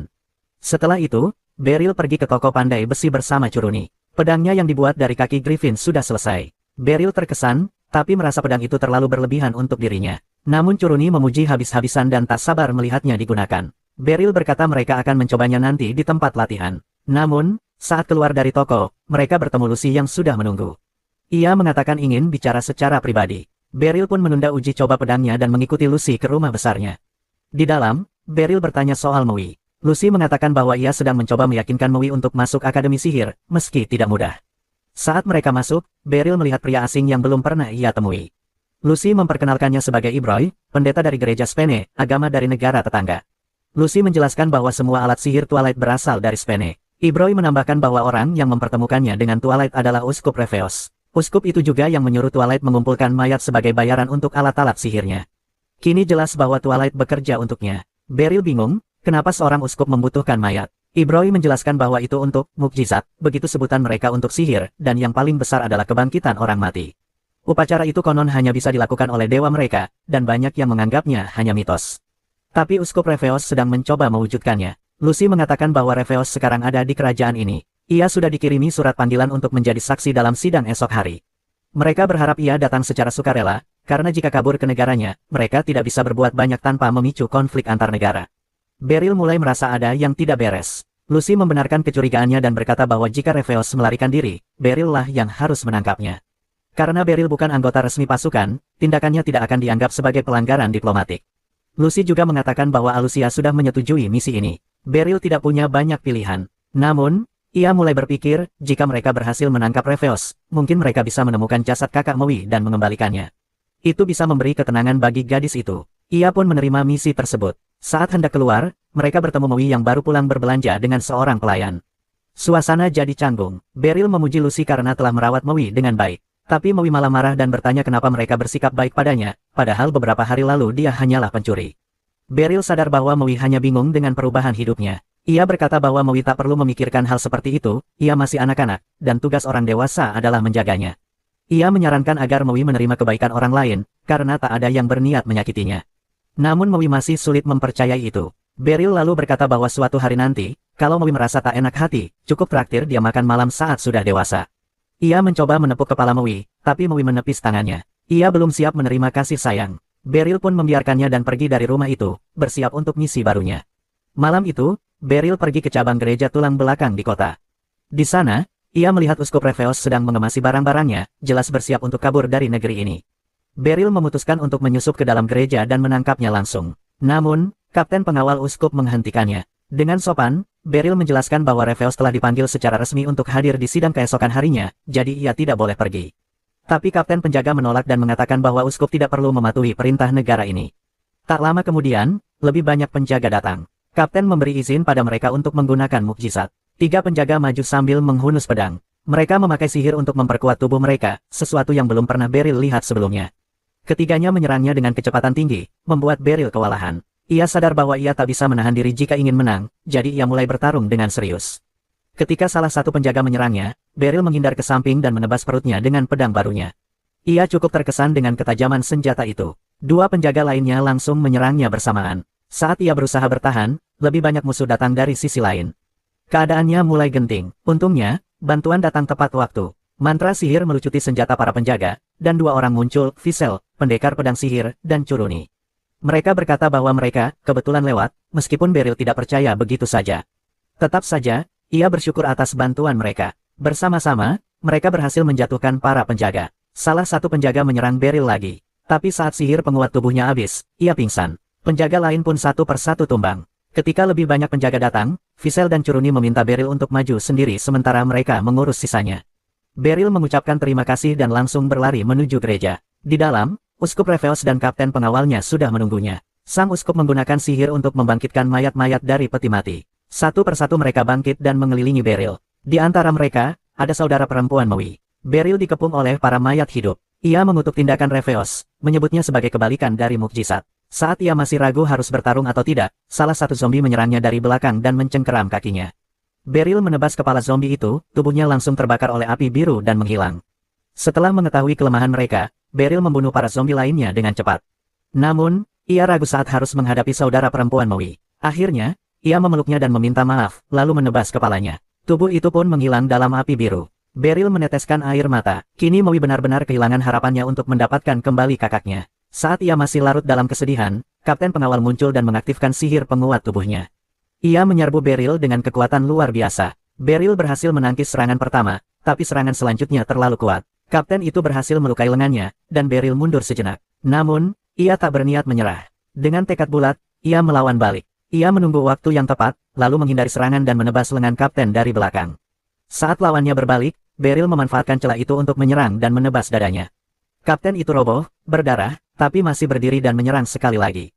Ia menusuk dirinya sendiri dengan belati ajaib, meningkatkan kekuatannya hingga melampaui batas. Ia menyerang seperti orang kesurupan, membuat Beryl kewalahan. Tapi tubuhnya mulai rusak dari dalam, darah mengucur dari seluruh tubuhnya. Meski begitu, ia tetap berjalan maju, berkata bahwa ia rela mati demi mukjizat.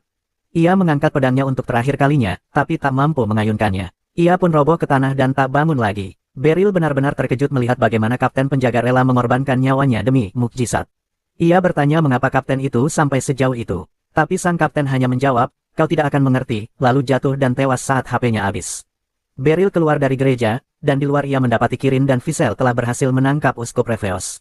Ia mengucapkan terima kasih kepada mereka, lalu menatap Reveos dengan marah dan berkata bahwa ia akan membayar semua kejahatannya. Namun, Reveos tidak terlihat takut sama sekali. Ia malah berkata bahwa kerajaan Spene akan runtuh, dan gereja akan bangkit dengan kekuatan lebih besar. Sebagai orang yang percaya pada Tuhan, katanya, ia akan melakukan apapun untuk menemukan mukjizat sejati. Beryl hanya bisa diam mendengar omelan fanatik itu. Tapi yang jelas, misinya telah selesai. Keesokan harinya, Beryl melaporkan semuanya kepada Lucy. Ia memujinya atas pekerjaannya, meskipun Beryl masih merasa bersalah karena tak bisa benar-benar membantu Maui. Lucy pun menyuruhnya ikut saja, bukannya terus mengeluh, karena ia telah menyiapkan hadiah istimewa. Lucy membawanya ke sebuah rumah cantik di lokasi yang bagus dan mengatakan bahwa rumah itu adalah hadiahnya. Beryl terkejut, tetapi karena ia memang berniat membeli rumah, ia menerimanya dengan senang hati. Saat membuka pintu rumah, Beryl dibuat terkejut lagi, Maui sedang membersihkan lantai. Ia bertanya apa yang Maui lakukan di sana. Lucy pun menjelaskan bahwa mulai sekarang, Maui akan tinggal di rumah itu. Beryl bingung, jadi Lucy menjelaskan lebih lanjut. Maui akan mendaftar di Akademi Sihir, tapi ia membutuhkan wali untuk itu. Karena itulah, Lucy menunjuk Beryl sebagai walinya. Ia mengatakan bahwa akan lebih masuk akal jika mereka tinggal bersama. Lucy lalu meminta Maui untuk mempercayai Beryl, karena ia adalah orang dewasa yang baik dan benar-benar peduli padanya. Sudah 5 hari sejak Beryl pindah ke rumah barunya. Ia senang akhirnya punya rumah sendiri dengan taman dan aliran air, tapi tetap perlu waktu untuk beradaptasi. Apalagi sekarang dia juga harus merawat seorang remaja seorang diri. Pagi itu, Maui turun untuk sarapan. Beryl menanyakan apakah dia menyukai masakannya. Maui hanya menjawab singkat, asal bisa dimakan. Untuk mengalihkan suasana, Beryl menawarkan diri mencuci pakaian Maui yang kemarin. Tapi Maui bersikeras ingin mencucinya sendiri. Itu sebenarnya tak masalah, kalau saja dia tidak hanya menuangkan air ke pakaian lalu menganggapnya sudah bersih, seperti terakhir kali.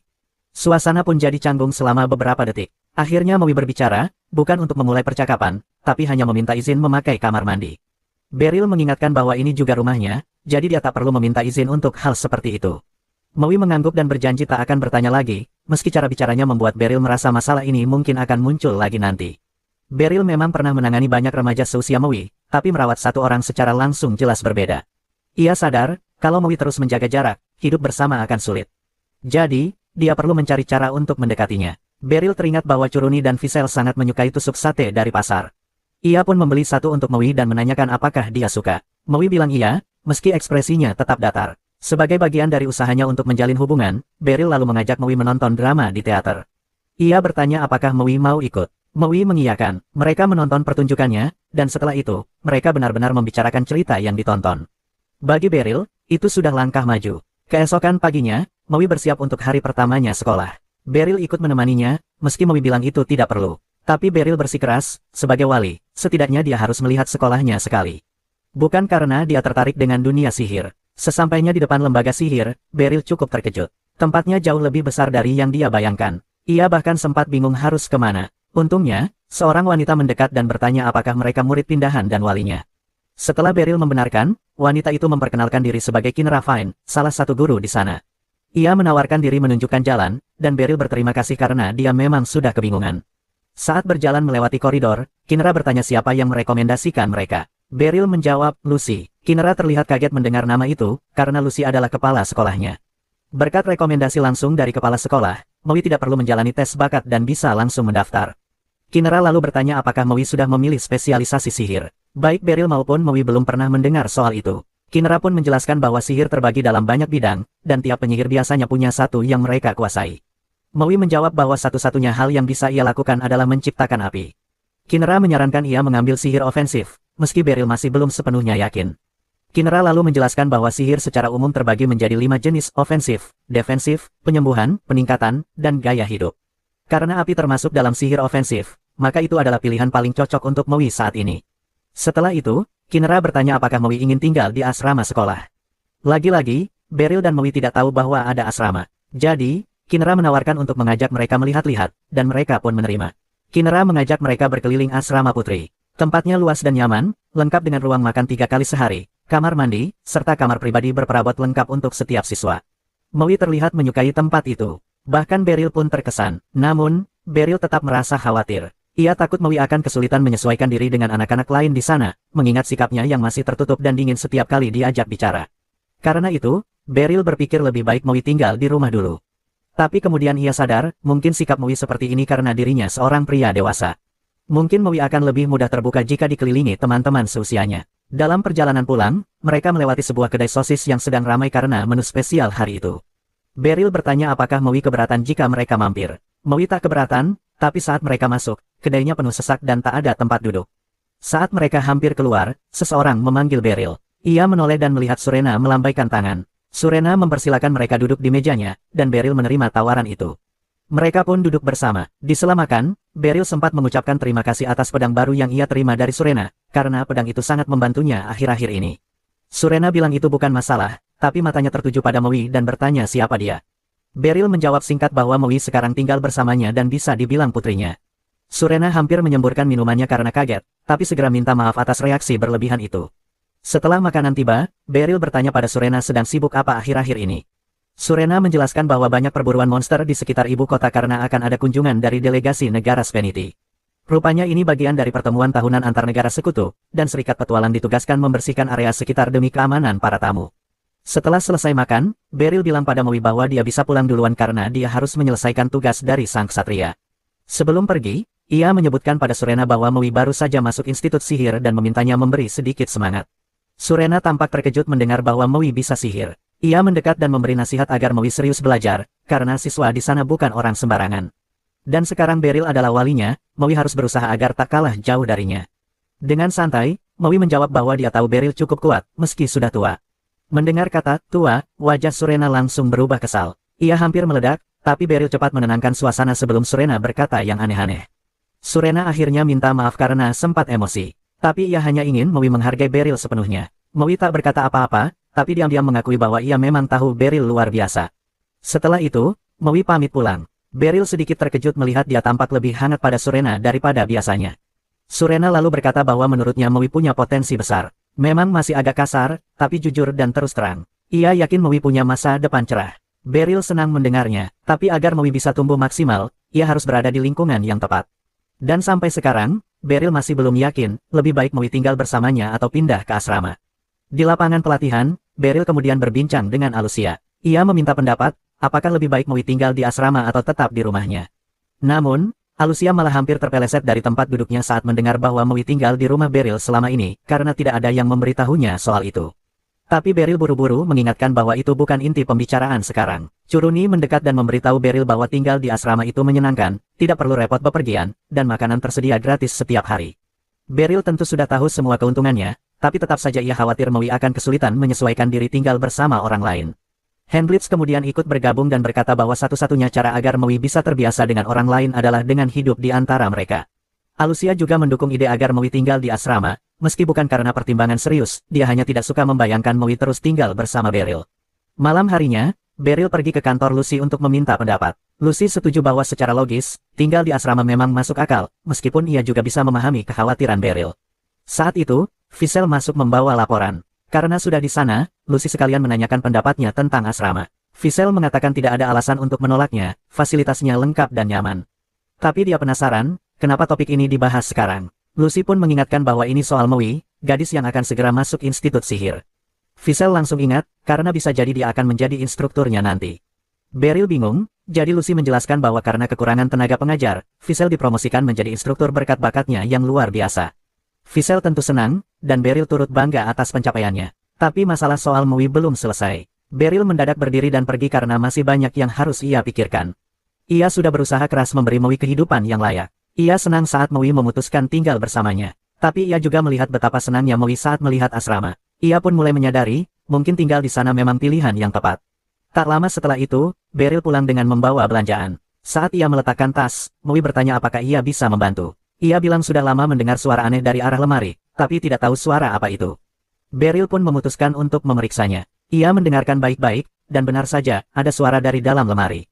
Saat lemari digeser, ternyata ada lubang di dinding, dan dari sana beberapa ekor tikus berlarian keluar. Maui tidak terlalu terganggu, karena ia sudah terbiasa hidup dengan tikus. Tapi tidak dengan Beryl, dia langsung masuk ke mode tempur, bertekad untuk mengusir semuanya. Satu tikus berhasil ia singkirkan, tapi dua lainnya lari bersembunyi di bawah meja. Beryl mencoba mengusir mereka dengan sapu, tapi mereka terlalu lincah. Ia lalu berimprovisasi, menarik bajunya dan mencoba menangkap mereka, tapi tetap saja gagal. Akhirnya, Beryl kehilangan kesabaran dan membalik meja, menjepit salah satu tikus hingga mati. Tinggal satu lagi, tikus terakhir lari ke kamar mandi, dan Beryl mengejarnya. Mereka berputar-putar di sekitar bak mandi, dan Beryl kesulitan karena gerakan tikus terlalu cepat dan tak terduga. Bahkan tikus itu sempat memanjat lengannya. Namun, saat tikus itu hendak kabur, Maui tiba-tiba menciptakan api kecil di jalurnya. Api itu mengejutkan si tikus, membuatnya melompat mundur. Dalam momen itulah Beryl menangkapnya di udara. Tikus terakhir tertangkap. Beryl cukup terkejut karena Maui ikut membantu, padahal sebelumnya dia bilang tidak terganggu. Setelah itu, Beryl meminjam obat pengusir tikus dari tetangga dan mulai memasak makan malam. Saat itu, ia menyadari sesuatu, mungkin Maui tidak sekeras yang ia kira. Ia yang awalnya enggan berinteraksi, kini justru meminta bantuan dan ikut bekerja sama. Kalau ia bisa seperti ini di rumah, mungkin Beryl tidak perlu terlalu khawatir soal kemampuannya beradaptasi di asrama. Saat itu, Maui masuk ke dapur, dan Beryl memberitahunya bahwa makan malam belum akan siap dalam waktu dekat. Tapi tiba-tiba, Maui menawarkan diri untuk membantu memasak. Beryl sangat senang mendengarnya, itu pertanda Maui mulai merasa nyaman berada di dekatnya. Tak lama, mereka duduk bersama untuk makan malam. Beryl berterima kasih atas bantuannya. Maui menjawab bahwa itu bukan masalah besar, bahkan ia berencana belajar memasak agar bisa menyiapkan makan malam sendiri suatu saat nanti. Beryl agak bingung, karena kalau Maui tinggal di asrama, makanannya akan disediakan. Namun, Maui langsung mengatakan bahwa ia tidak ingin pindah ke asrama. Ia lebih suka tinggal bersama Beryl dan pergi ke sekolah dari rumah. Beryl mencoba meyakinkan bahwa tinggal di asrama akan lebih nyaman, tapi Maui sudah mantap dengan keputusannya. Beryl selalu memperlakukannya dengan baik, dan kini ia ingin membalas kebaikan itu sebisa mungkin. Beryl merasa tersentuh mendengar itu, dan akhirnya setuju untuk membiarkan Maui tinggal bersamanya, jika memang itu yang diinginkannya. Beberapa hari kemudian, setelah selesai pelatihan, Alucia datang menemui Beryl karena ada hal penting yang ingin dibicarakan. Ia bilang ia butuh pakaian baru. Delegasi dari kerajaan Seniti akan segera datang, dan para ksatria ditugaskan menjaga para pejabat selama kunjungan diplomatik itu. Beryl menduga mungkin akan ada orang-orang dari gereja Seni, dan ia agak cemas akan bertemu pembuat onar seperti Rivios lagi. Namun, Hendlitz meyakinkannya bahwa acara ini lebih bersifat resmi, biasanya hanya melibatkan tokoh pemerintah dan keluarga kerajaan dari kedua pihak.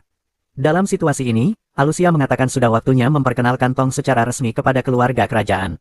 Curuni dan Hendlitz langsung setuju, menyebut ini kesempatan bagus untuk memperkenalkan Beryl dan membangun reputasi di luar negeri.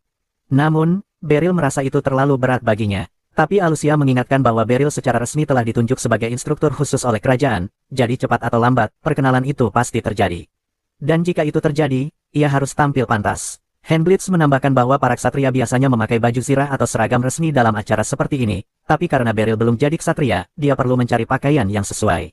Beryl akhirnya setuju akan membeli pakaian yang cocok kalau ada kesempatan. Tapi Alusia langsung menolak ide dia pergi sendirian. Salah satu alasan ia mengusulkan hal ini memang karena sejak lama ia ingin jalan berdua dengan Beryl. Jadi, ia cepat-cepat mengarang alasan bahwa Beryl mungkin tidak tahu tempat belanja yang bagus di ibu kota, dan dia perlu menemaninya. Beryl tidak keberatan dengan rencana itu, dan Alusia senang sekali bisa punya waktu bersama.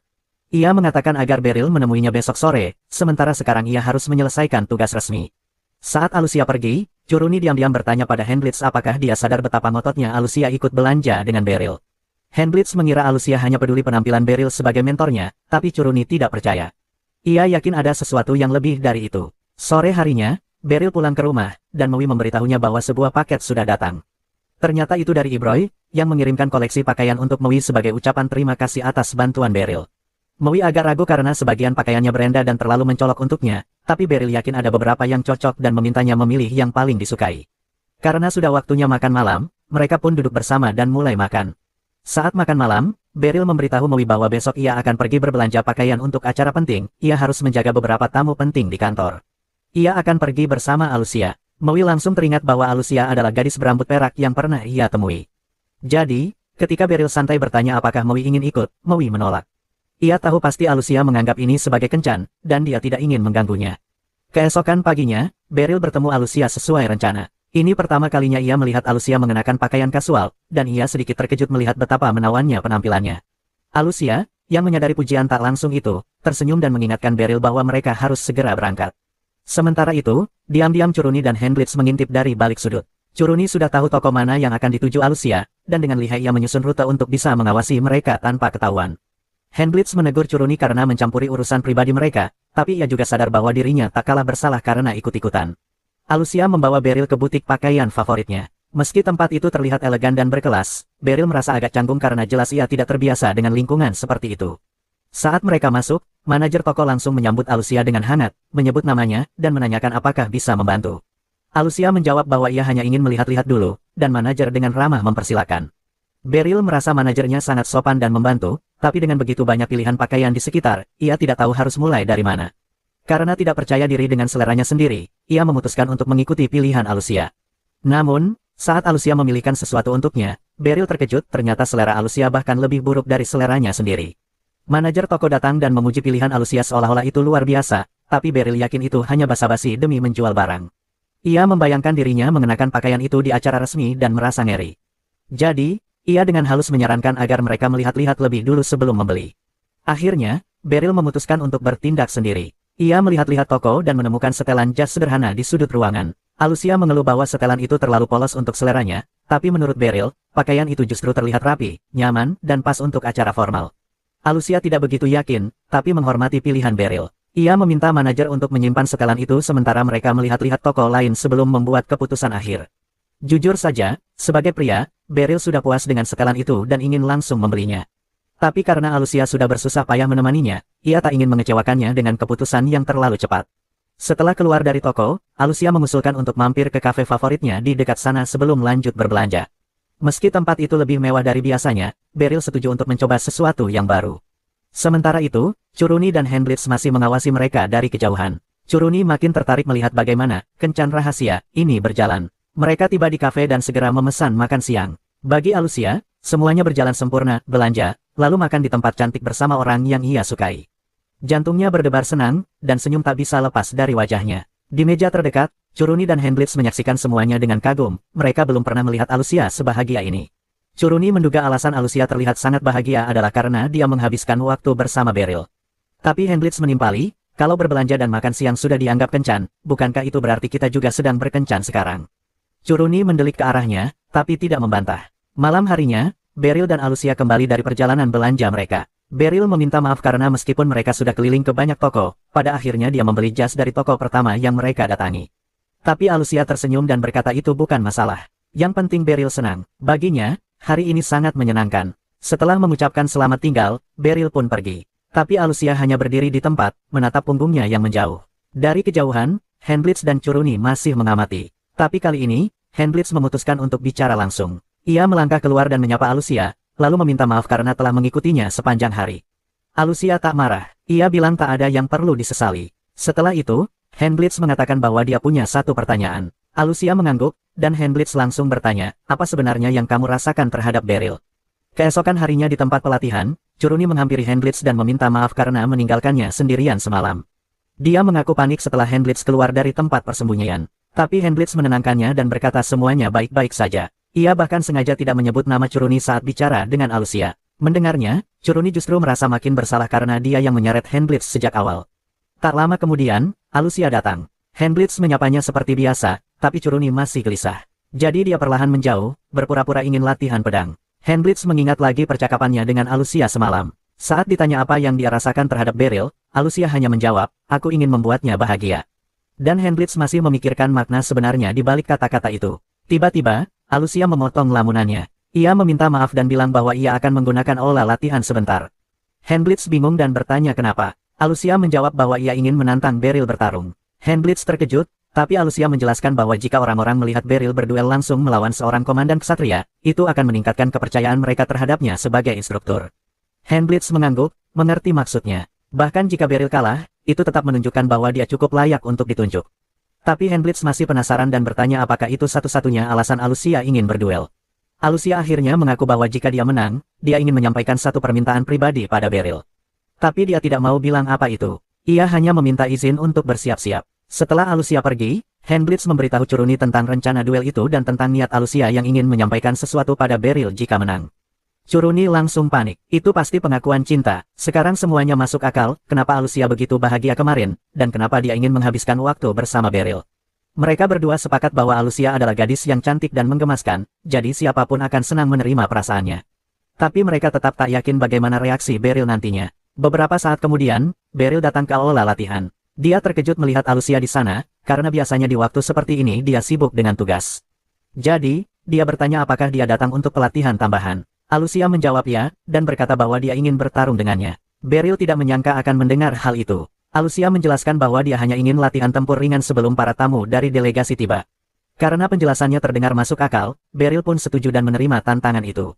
Beryl dan Alucia mengambil pedang latihan dan bersiap di posisi masing-masing. Meski tahu lawannya adalah seorang komandan ksatria, Beryl tetap menerima tantangan ini.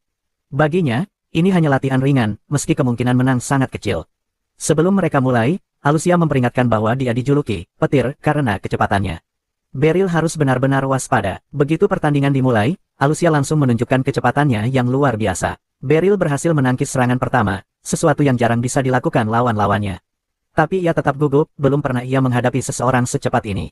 Serangan demi serangan diluncurkan Alucia, namun Beryl bertahan dengan baik. Ia mulai menyadari, di balik tanggung jawab besar sebagai komandan, Alucia pasti berlatih tanpa henti. Ruang untuk menyerang pun hampir tidak ada. Karena tak bisa terus bertahan, Beryl mulai menyerang balik. Tapi Alucia mengimbanginya dengan mudah dan memaksa Beryl mundur. Beryl tahu satu-satunya harapannya adalah mengamati dengan cermat, mencari celah sekecil apapun. Akhirnya, saat menyerang lagi, dia melihat titik lemah di posisi Alucia dan berhasil memprediksi gerakannya.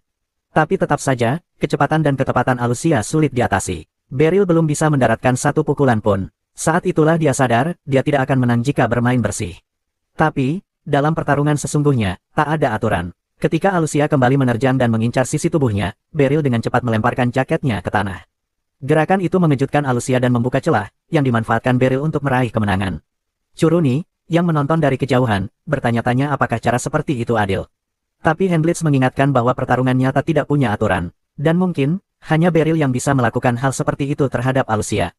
Alucia menerima kekalahannya dengan lapang dada. Beryl memuji gaya bertarungnya yang terhormat. Ia berkata, dalam pertempuran sungguhan, musuh akan memanfaatkan segala cara, jadi penting untuk selalu siap. Saat jam menunjukkan waktu makan siang, Beryl pamit untuk pergi. Setelah dia pergi, Curuni dan Handblitz mendekati Alucia. Curuni memuji pertarungan itu, tapi tak bisa menahan rasa penasarannya. Ia bertanya apakah Alucia benar-benar berniat mengungkapkan perasaannya pada Beryl jika menang. Alusia terlihat terkejut dan menjawab santai, aku hanya ingin mengajaknya belanja lagi, itu saja. Curuni merasa malu karena sudah berlebihan, lalu pergi sambil tersipu. Tapi Handblitz tidak puas. Ia mengajukan pertanyaan yang sama, dan kali ini, Alusia jujur. Dia mengakui bahwa memang ingin menyatakan perasaannya pada Beryl. Dia sangat peduli pada kebahagiaannya, dan berharap bisa menjadi orang yang bertanggung jawab atas itu. Namun, jika ternyata Beryl bahagia dengan orang lain, dia rela menerima kenyataan itu. Malam harinya, Beryl duduk bersama Maui di rumah dan menceritakan tentang sparringnya dengan Alusia. Dia mengaku hampir kalah, dan merasa bangga melihat muridnya berusaha sekeras itu. Tapi dari cara Beryl bercerita, Maui curiga ada sesuatu yang lebih. Ia mencoba menyampaikan bahwa Alusia mungkin punya perasaan pada Beryl. Namun Beryl langsung memotong. Dia tahu arah pembicaraan itu, dan tak ingin melanjutkannya. Alusia tetaplah muridnya. Selain itu, usia mereka terpaut jauh. Apapun yang Maui pikirkan, lebih baik tidak dibicarakan. Hari itu, Maui pulang terlambat setelah orientasi sekolah. Saat tiba di rumah, Beryl sudah menyiapkan makan malam dan menuangkan sendiri secangkir bir favoritnya untuk melepas lelah. Maui bertanya apakah Beryl benar-benar menyukai bir, dan Beryl menjawab bahwa tidak ada cara yang lebih baik untuk bersantai setelah hari yang melelahkan selain minum bir dari cangkir kesayangannya. Maui lalu menunjuk bahwa cangkir itu ada retaknya, tapi Beryl bersikeras itu tidak masalah, selama masih bisa dipakai, dia akan terus menggunakannya. Perhatiannya kemudian tertuju pada tas yang dibawa Maui, dan dia bertanya apa isinya. Maui pun membukanya dan menunjukkan seragam baru serta beberapa buku teks sihir dasar dari institut. Buku-buku itu memang pinjaman, jadi dia harus menjaganya agar tidak rusak. Beryl terlihat bangga. Maui akan segera mulai belajar di institut sihir, semuanya sudah siap. Ia lalu teringat kunjungan sebelumnya ke institut, di mana ia melihat semua murid membawa tas sekolah. Beryl bertanya apakah pihak sekolah menyebutkan soal tas, tapi karena Maui tidak menerima satupun, ia menduga bahwa tas tidak termasuk perlengkapan awal. Maui meyakinkan Beryl untuk tidak khawatir, dia bisa memakai karung miliknya. Tapi Beryl tidak bisa menerima itu. Ia bersikeras Maui harus punya tas sekolah yang layak sebelum hari pertama. Maui sendiri tidak terlalu peduli soal jenis tas, tapi dia tetap menghargai perhatian Beryl. Keesokan paginya, Surena dipanggil ke kantor Master Guild karena ada misi untuknya. Megan menunjukkan laporan, sekelompok petualang peringkat platinum menemukan monster besar dan berhasil menjebaknya di hutan dekat ibu kota. Tapi karena ancamannya cukup besar, Guild belum berani mengambil tindakan. Master Guild bertanya apakah Surena bersedia ikut serta. Surena menjelaskan bahwa kemampuannya mungkin tidak akan banyak membantu dalam menghadapi makhluk sekuat itu. Tepat saat itu, seseorang mengetuk pintu, memberitahu bahwa ada yang mencarinya. Di tempat lain di kota, Beryl tak sengaja menemukan sebuah toko tas. Ia pun masuk, tapi langsung kebingungan, dia tidak tahu tas seperti apa yang cocok untuk Maui. Penjaga toko menyadari kebingungannya dan menawarkan bantuan. Beryl menjelaskan bahwa dia mencari tas sekolah. Penjaga toko langsung menebak kalau Beryl pasti punya anak yang baru masuk ke institut sihir, dan menuntunnya ke rak yang berisi tas-tas pilihan siswa di sana. Beryl menemukan satu yang cocok, tapi terkejut saat mendengar harganya, 95.000 dak. Tas itu terbuat dari kulit salura impor, jadi kualitasnya memang tinggi. Melihat reaksi Beryl, penjaga toko menawarkan beberapa pilihan yang lebih murah. Tapi semuanya tampak murahan dan ringkih. Akhirnya, Beryl keluar dari toko dengan tangan kosong. Dia tak bisa berhenti memikirkan betapa mahalnya tas yang layak. Meski secara teknis dia sanggup membelinya, gaji dari pekerjaannya di majalah belum tentu bisa menjamin masa depan. Dia ingin menabung sebanyak mungkin untuk Maui, jadi membeli tas mahal terasa tidak masuk akal. Meski begitu, dia tetap ingin memberikan yang terbaik untuk Maui. Maka, Beryl mulai memikirkan cara mendapatkan penghasilan tambahan. Saat dalam perjalanan pulang, dia tanpa sengaja bertemu Surena, yang tampak gelisah.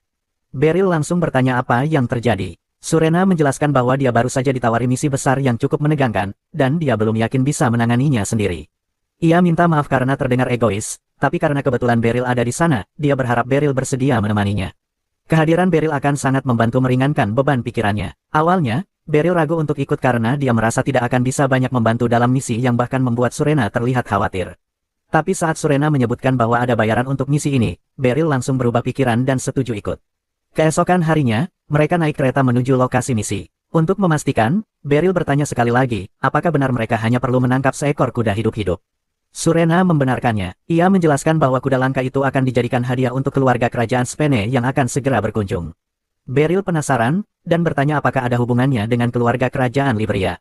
Surena mengangguk, kontraknya memang dari sana. Itulah sebabnya dia tidak bisa menolak dan akhirnya meminta bantuan Beryl. Sesampainya di lokasi, mereka bertemu dengan para petualang yang pertama kali menemukan kuda itu. Surena langsung menanyakan perkembangan terbaru. Salah satu petualang melapor bahwa mereka sudah membuat perimeter aman dan yakin kudanya masih ada di dalam hutan. Tapi sejauh ini, jebakan-jebakan yang mereka pasang belum terpicu, yang berarti posisi kuda itu belum diketahui.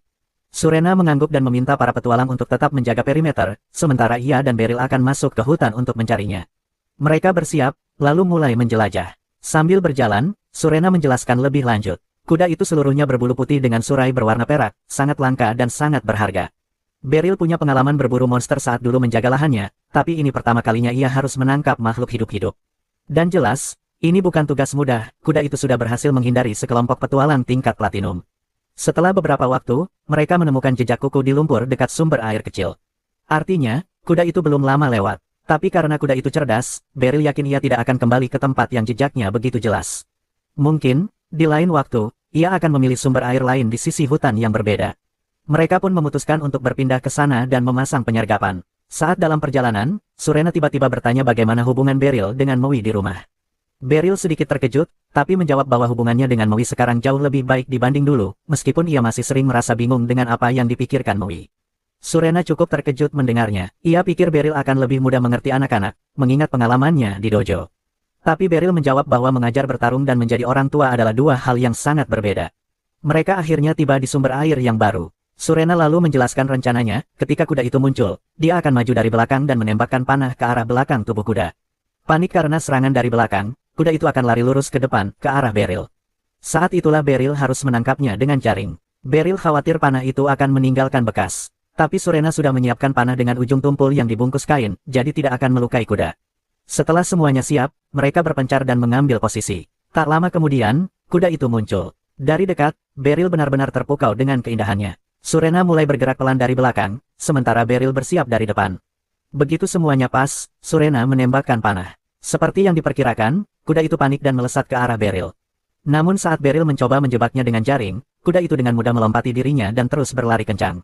Surena segera menyuruh Beryl untuk mengejar. Entah bagaimana, Beryl berhasil menyusul kuda itu dan kembali memposisikan diri di depannya. Ia mencoba melempar jaring, tapi kuda itu dengan lincah menghindar. Tak ada pilihan lain, Beryl pun nekat melompat ke punggungnya dan mencoba menghentikannya secara langsung.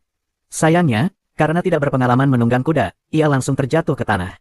Kuda itu berhenti dan menatap Beryl seolah mengejek kegagalannya. Surena mencoba menangkapnya dengan lasso, tapi kuda itu kembali menghindar dan lari lagi.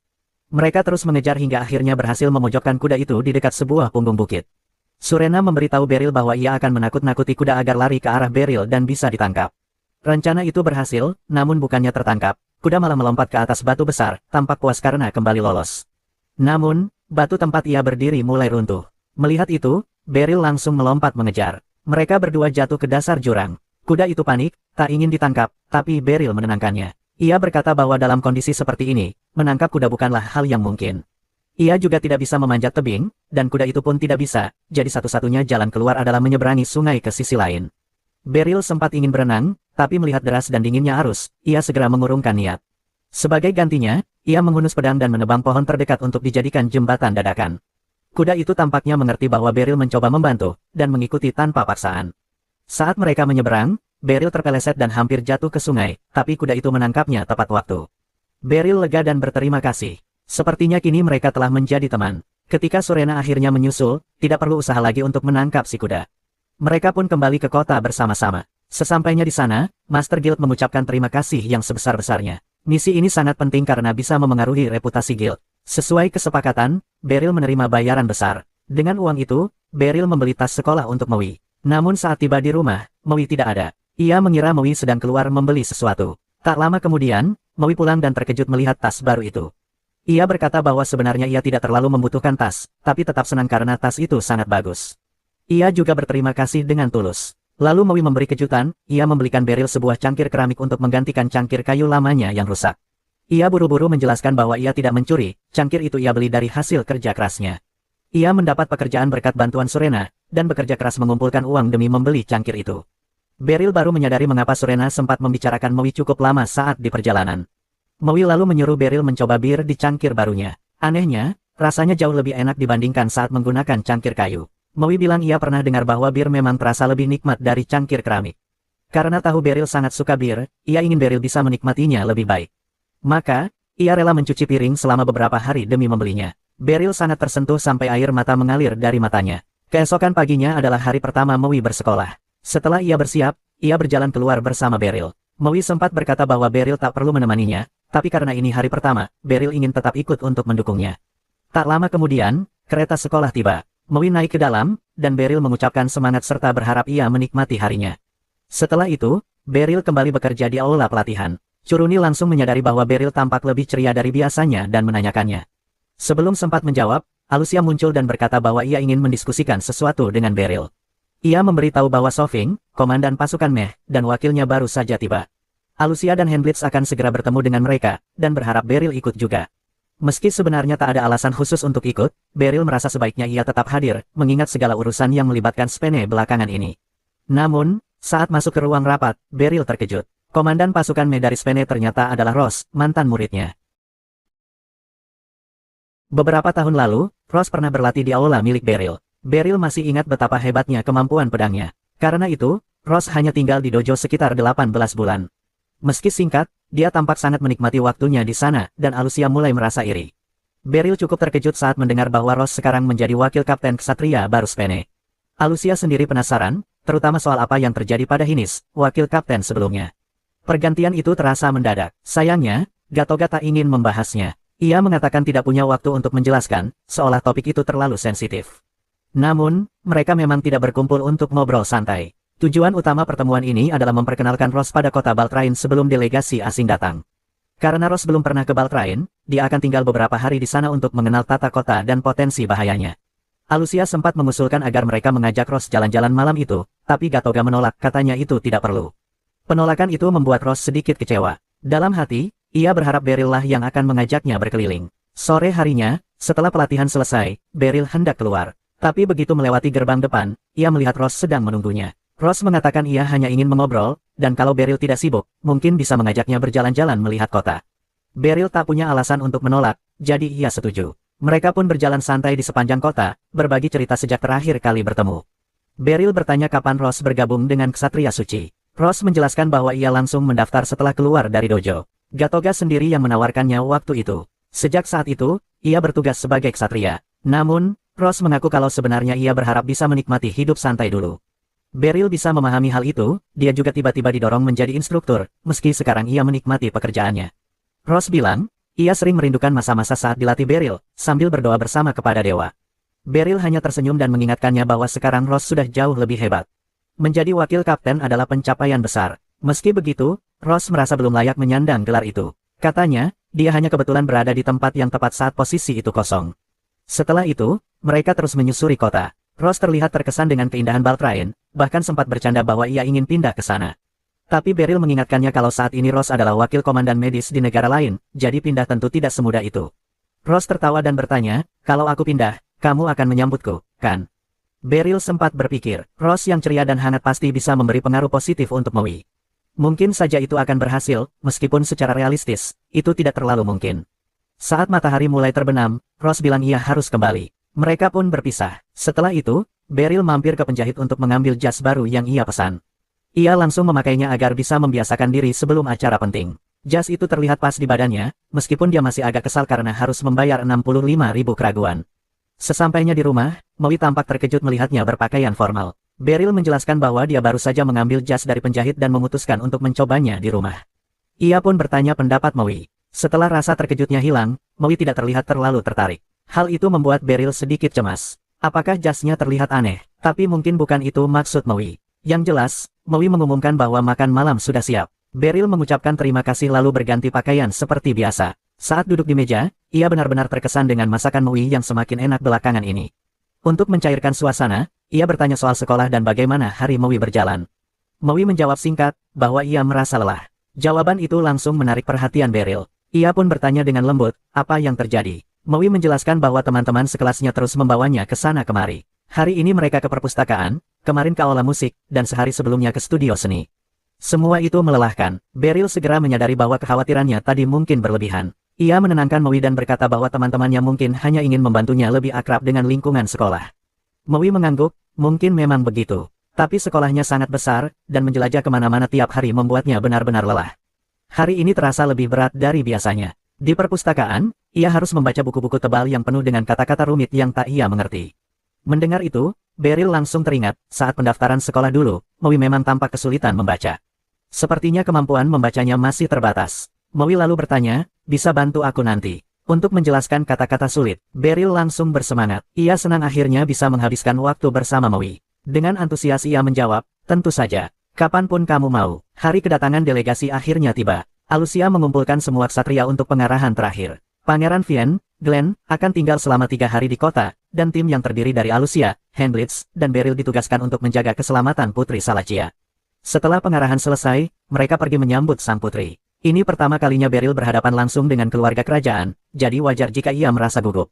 Salachia menyambutnya dengan ramah. Katanya, ia sudah sering mendengar hal-hal baik tentang Beryl dari Alusia, dan senang akhirnya bisa bertemu langsung.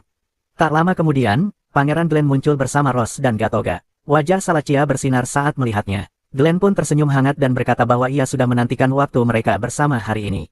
Melihat cara mereka berdua saling menyapa, Beryl merasa hubungan mereka lebih dari sekadar formalitas, ada sesuatu yang romantis di antara mereka.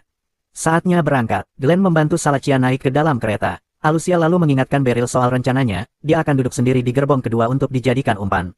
Beryl sadar perjalanan ini akan membosankan. Ross pun mendekat ke jendela dan bercanda, kamu mau ditemani. Namun, Beryl menolak dengan sopan. Katanya, mereka sedang bertugas dan harus tetap profesional. Rombongan pun mulai bergerak. Para ksatria sibuk mengatur jalan dan menjaga rute tetap aman. Tapi tiba-tiba, Glenn dan Salachia meminta konvoi berhenti. Mereka melihat perhiasan menarik di jendela toko dan ingin melihat lebih dekat. Alusia agak kesal karena pemberhentian mendadak itu, tapi tidak bisa berbuat banyak jika itu permintaan keluarga kerajaan. Glenn dan Salachia masuk ke toko, sementara para ksatria tetap berjaga di luar. Tak lama, kerumunan besar mulai berkumpul. Beryl terkejut melihat banyaknya orang. Tapi Handblitz menenangkan, katanya itu biasa. Orang-orang selalu ingin melihat keluarga kerajaan dari dekat. Karena itu pula pengamanan diperketat. Saat Glenn dan Salachia keluar dari toko, Gatoga memberi peringatan lembut. Ia mengatakan bahwa pemberhentian mendadak seperti ini bisa menimbulkan risiko. Glenn pun meminta maaf. Ia mengakui bahwa itu hanya karena sifat impulsifnya. Saat itulah Beryl melihat sesuatu, bayangan bergerak cepat di tengah kerumunan. Tapi sebelum ia bisa mengenalinya, sosok itu menghilang. Ia berharap itu hanya bayangannya, tapi perasaannya berkata lain. Konvoi terus melaju hingga ke tempat makan siang yang sudah dijadwalkan. Saat Glenn dan Salachia mulai makan, Beryl mendekati Alusia. Dengan suara rendah, ia menceritakan apa yang ia lihat. Katanya, ia merasa ada tatapan mengancam dari seseorang di kerumunan tadi. Dan tatapan itu, membawa niat buruk. Meskipun Beryl tidak bisa memastikan bahwa yang ia rasakan tadi adalah kehadiran seorang pembunuh, ia tetap merasa perlu memberi tahu Alusia. Alusia agak terkejut, karena menurut informasi yang ia terima, seharusnya kunjungan ini tidak memiliki risiko besar.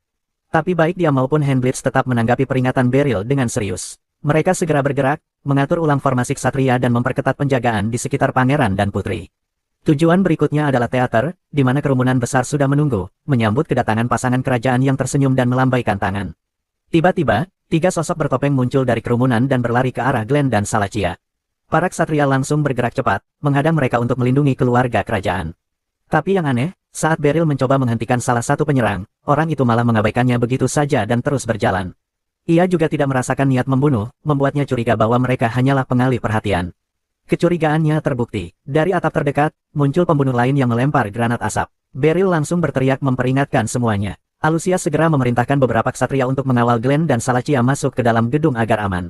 Sementara itu, para ksatria lain terlibat dalam pertarungan dengan para pembunuh. Asap tebal menyelimuti area, membuat pandangan jadi sangat terbatas. Meski begitu, Beryl masih bisa menangkis serangan dari salah satu penyerang. Setelah melihat pisaunya dari dekat, ia menyadari bahwa senjata itu beracun, bahkan satu goresan bisa mematikan.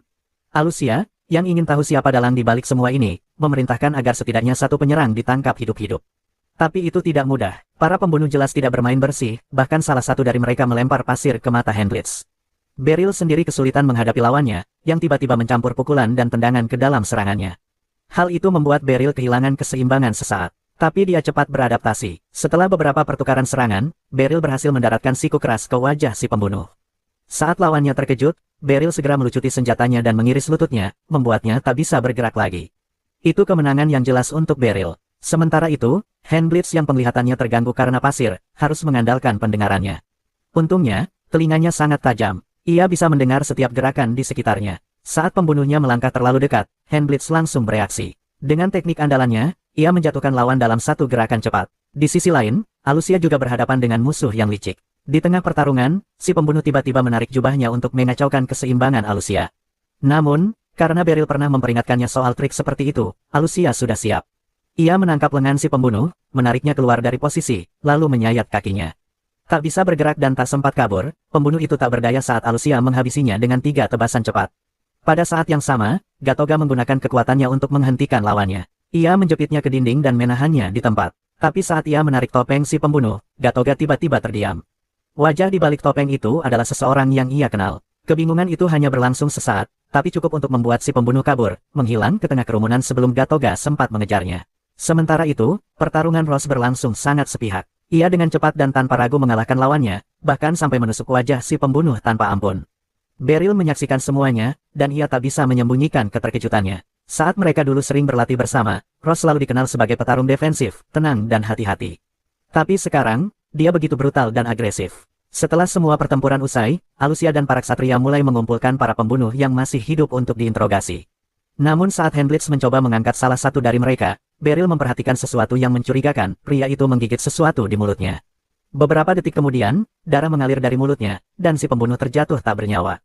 Hal serupa juga terjadi pada pembunuh lain yang sempat tertangkap. Semua orang terdiam, terkejut dan bingung. Siapapun dalang di balik serangan ini, jelas sudah mempersiapkannya dengan sangat matang, dan tidak ingin satu pun dari orang-orangnya tertangkap hidup-hidup.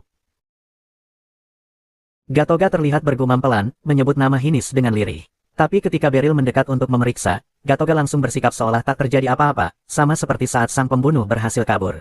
Tak lama kemudian, acara kerajaan mendadak dibatalkan. Semua perhatian kini beralih ke persiapan untuk memulangkan sang pangeran dan putri ke ibu kota. Alusia dan Hendlitz mengambil alih tanggung jawab atas situasi ini, tapi mereka bersikeras agar Beryl ikut pulang bersama mereka demi perlindungan tambahan. Saat kereta mulai berangkat, Beryl bertanya apa langkah selanjutnya. Namun, sejujurnya, dia sendiri tidak punya rencana yang jelas. Setiap kali mereka menangkap pembunuh, orang itu selalu berhasil bunuh diri sebelum sempat diinterogasi. Sementara yang berhasil kabur belum juga terlihat batang hidungnya. Karena itu, Beryl memperkirakan bahwa bagian tur berikutnya, yang dijadwalkan besok, kemungkinan besar akan dibatalkan. Akhirnya, sang pangeran dan putri tiba kembali di kastel dengan selamat.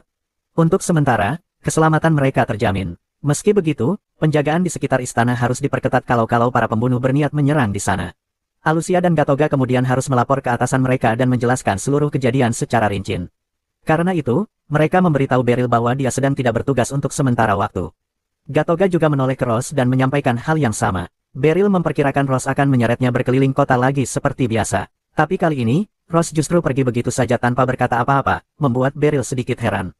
Karena tak ada tugas, Beryl pulang ke rumah. Dia mengira akan bertemu Moe sendirian, tapi ternyata Lucy sudah ada di sana. Penasaran, dia bertanya kenapa Lucy datang. Lucy menjawab bahwa setelah semua kekacauan dan upaya pembunuhan, dia ingin berbicara langsung dengan Beryl. Sebelumnya, Beryl tidak terlalu memikirkannya, tapi kini dia sadar, kenapa tidak ada penyihir yang ditugaskan dalam tim keamanan tur. Lucy mengangguk, lalu menjelaskan bahwa sebenarnya para penyihir harusnya terlibat, tapi kali ini mereka diperintahkan untuk bekerja dari balik layar saja. Percakapan mulai menyentuh topik yang menurut Lucy cukup sensitif, urusan pemerintahan yang bau rahasia. Karena itu, dia meminta maaf, lalu mengatakan bahwa dia akan kembali dalam setengah jam dan keluar sebentar. Lucy juga memuji Moe karena sudah tahu diri memberi mereka ruang. Setelah kembali, Lucy menjelaskan lebih jauh. Dalam kepercayaan mereka, sihir dianggap sebagai anugerah ilahi yang hanya boleh digunakan oleh orang-orang yang benar-benar taat. Tapi di sini, sihir lebih dilihat sebagai keahlian biasa. Jika sihir digunakan secara terbuka selama tur, hal itu bisa memicu konflik diplomatik. Selain itu, Lucy yakin bahwa serangan itu bukan kebetulan. Menurutnya, ini adalah aksi politik yang sudah diperhitungkan dengan matang. Ia menduga kuat bahwa para pembunuh berasal dari Spene. Di sisi lain, Ross mendatangi Alusia di luar area pelatihan. Alusia terkejut melihatnya, karena sebelumnya Ross sudah dinyatakan nonaktif. Tapi Ross bilang dia hanya mampir untuk berbicara dengan Koga. Alusia menjawab bahwa Koga masih sibuk dalam rapat bersama para atasan, dan belum bisa ditemui. Ross menyimpulkan bahwa keputusan soal tur besok belum ditetapkan, dan Alusia membenarkannya. Ia menjelaskan bahwa beberapa usulan peningkatan keamanan sudah diajukan, tapi keputusan akhir tetap di tangan para bangsawan dan penasihat. Untuk sekarang, mereka hanya bisa menunggu. Ross lalu menyebut bahwa rute tur besok akan melewati distrik pertanian. Alusia mengangguk, mengonfirmasi informasi itu. Tapi rasa penasaran membuat Beryl bertanya kenapa Ross menyinggung soal rute tur tadi. Ross menjawab bahwa dia hanya ingin memahami tata letaknya sebelum tur dimulai. Dia juga berharap Alusia bisa memberinya sedikit gambaran, karena tahu Alusia cukup akrab dengan daerah itu. Alusia menyarankan agar Ross menunggu dan bertanya langsung ke Gatoga setelah rapatnya selesai. Namun, Ross tampak enggan menunggu. Dia bahkan sudah tahu ada kafe terdekat dan mengajak Alusia mengobrol di sana saja. Sementara itu, di tempat lain, Beryl bertanya pada Lucy kenapa dia begitu yakin para penyerang berasal dari Spene. Lucy menjelaskan bahwa dia mendapat informasi dari Ibroy, dan sumbernya sangat bisa dipercaya. Menurut Lucy, Spene sedang berada dalam konflik internal antara pengikut Paus dan faksi kerajaan.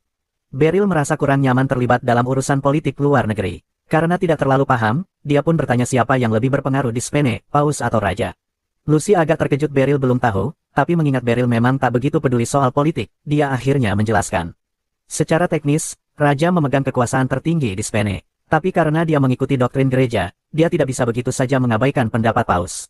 Tetap saja, keputusan akhir biasanya tetap berada di tangan Raja. Menurut Lucy, serangan yang terjadi hari ini kemungkinan besar adalah aksi dari kelompok loyalis Paus, upaya mereka untuk menggeser keseimbangan kekuasaan agar menguntungkan pihak gereja. Beryl masih bingung. Menurutnya, membunuh Pangeran Glenn takkan mengubah banyak hal. Bukankah pangeran lain tinggal naik tahta? Tapi Lucy langsung membantah. Saudara Glenn, Falk, sangat fanatik terhadap ajaran Sin. Jika dia menjadi putra mahkota, kemungkinan besar dia akan menyerahkan kekuasaan sepenuhnya kepada Paus. Di tempat lain di kota, Alucia baru saja menyelesaikan penjelasan tentang rute perjalanan tur esok hari. Tapi saat dia hendak pergi, Ross tiba-tiba berkata ingin mendengar cerita tentang Beryl saat masih jadi pelatihnya. Ucapan itu membuat Alucia tertarik, dan akhirnya dia duduk kembali. Ross bercerita bahwa dia tak lama berada di bawah bimbingan Beryl. Dia sering berpindah-pindah, dari satu negara ke negara lain. Tapi saat pertama kali melihat Beryl bertarung, dia langsung kagum. Sejak itu, dia terpikat. Alucia mengangguk. Permainan pedang Beryl memang luar biasa. Ross bilang, sudah 5 atau 6 tahun sejak saat itu, dan sekarang dia ingin tahu seperti apa Beryl dulu dari sudut pandang Alucia. Alucia menjelaskan bahwa saat dia masih belajar dari Beryl, dia masih anak-anak. Waktu itu, dia belum terlalu paham betapa berharganya pelatihan itu. Beryl sering bilang dia punya bakat, tapi Alucia pikir itu hanya cara agar dia tetap semangat. Lalu, suatu hari dia berhasil menguasai salah satu teknik penting. Beryl menyatakan bahwa dia telah lulus. Sejak saat itu, dia tidak pernah lagi berlatih di dojo milik Beryl. Ross bisa melihat dari cara Alucia bercerita bahwa dia sangat menghormati Beryl. Tapi, orang itu memang tidak berubah, masih tetap pendekar pedang hebat seperti dulu. Saat itu juga, mereka melihat seorang anak laki-laki berjalan sendirian di dekat mereka. Ross mendekatinya dan dengan lembut bertanya apakah dia baik-baik saja. Anak itu tampak terkejut, tapi setelah tenang, dia bilang bahwa dia kehilangan ibunya. Alucia menyarankan untuk membawanya ke pos jaga terdekat agar bisa menunggu di sana. Tapi Ross tak merasa itu perlu. Menurutnya, anak itu sepertinya belum lama terpisah, jadi ibunya mungkin masih ada di sekitar. Alucia heran dan bertanya apa yang membuat Ross yakin ibunya masih berada di dekat situ. Ross menjelaskan bahwa pakaian anak itu masih bersih, dia tidak terlihat lelah, dan yang paling penting, dia tidak menangis. Artinya, mereka baru saja terpisah, dan kepanikan belum benar-benar dimulai. Alucia mengangguk. Itu masuk akal. Jadi, langkah pertama adalah mencari di sekitar. Tapi sebelum itu, mereka perlu tahu lebih banyak. Ross lalu bertanya dengan lembut siapa namanya. Anak itu menjawab, namanya Ritter. Ross kemudian menanyakan apakah dia ingat seperti apa penampilan ibunya. Ritter berpikir sejenak, lalu mengatakan ibunya memakai pakaian merah berbulu dan berambut panjang. Alucia cukup terkesan betapa mudahnya Ross mendapatkan informasi itu. Tapi Ross hanya tersenyum, mengatakan bahwa dia memang selalu pandai berurusan dengan anak-anak. Alucia mulai mengamati kerumunan, mencari sosok yang sesuai dengan deskripsi. Tapi Ross merasa itu akan memakan waktu lama. Jadi, dengan santai, dia langsung berteriak memanggil Ibu Ritter agar menjemput putranya. Tindakan spontan itu membuat Alucia agak malu. Sementara itu, di tempat Beryl, semua mulai terasa lebih jelas. Setelah menyatukan semua potongan informasi, dia sadar bahwa setiap pembunuh selalu menghancurkan diri sebelum sempat diinterogasi. Satu-satunya orang dengan tekad seperti itu yang pernah dia hadapi adalah Ksatria Uskup. Jika itu jadi acuan, maka serangan berikutnya hampir pasti akan terjadi. Beberapa saat kemudian, Maui masuk ke dalam rumah. Lucy menganggap ini waktu yang pas untuk menyudahi pembicaraan, lalu berpamitan dan pergi. Setelah itu, Beryl menoleh ke Maui dan bertanya apakah dia siap mulai menyiapkan makan malam lebih awal. Kembali ke kota, Ross dan Alucia akhirnya berhasil menemukan Ibu Ritter. Setelah mengucapkan terima kasih, sang ibu menggandeng tangan Ritter dan pergi. Alucia memuji Ross, mengatakan bahwa dia sangat manis karena begitu peduli pada anak-anak. Ross menjelaskan bahwa orang tuanya dulu mendukung panti asuhan, jadi dia tumbuh besar di antara anak-anak. Menurutnya, anak-anak adalah jiwa sebuah bangsa, dan sudah seharusnya semua orang ikut melindungi mereka. Alucia mengangguk setuju. Karena hari sudah malam, Alucia bilang sudah waktunya kembali ke Hu, siapapun itu. Mereka saling mengucapkan terima kasih dan berpisah malam itu. Keesokan paginya, para ksatria kembali berkumpul. Alucia mengumumkan bahwa tur bersama Pangeran Glenn dan Putri Salatia tetap akan berjalan, meskipun kemarin sempat terjadi serangan. Beryl terkejut karena dia yakin serangan lanjutan akan terjadi. Tapi Alucia menjelaskan bahwa keputusan itu datang langsung dari Pangeran Glenn. Kedua kerajaan telah sepakat untuk tetap melanjutkan. Jika mereka membatalkan sekarang karena ulah kaum papis, maka posisi politik Glenn akan melemah. Maka, meski penuh risiko, Glenn memilih untuk tetap melanjutkan. Saat konvoi mulai bergerak, Gatoga menghentikan Beryl di dekat gerbang. Ia ingin bicara sebentar. Gatoga memberitahu bahwa salah satu penyerang kemarin ternyata adalah Hinis, mantan wakil komandan yang menghilang sebelum Ross mengambil alih. Keterlibatan mantan wakil komandan Ksatria Spene dalam upaya pembunuhan pangeran jelas memperkeruh keadaan. Gatoga berkata bahwa jika Hinis muncul lagi hari ini, dia sendiri yang ingin menghadapinya.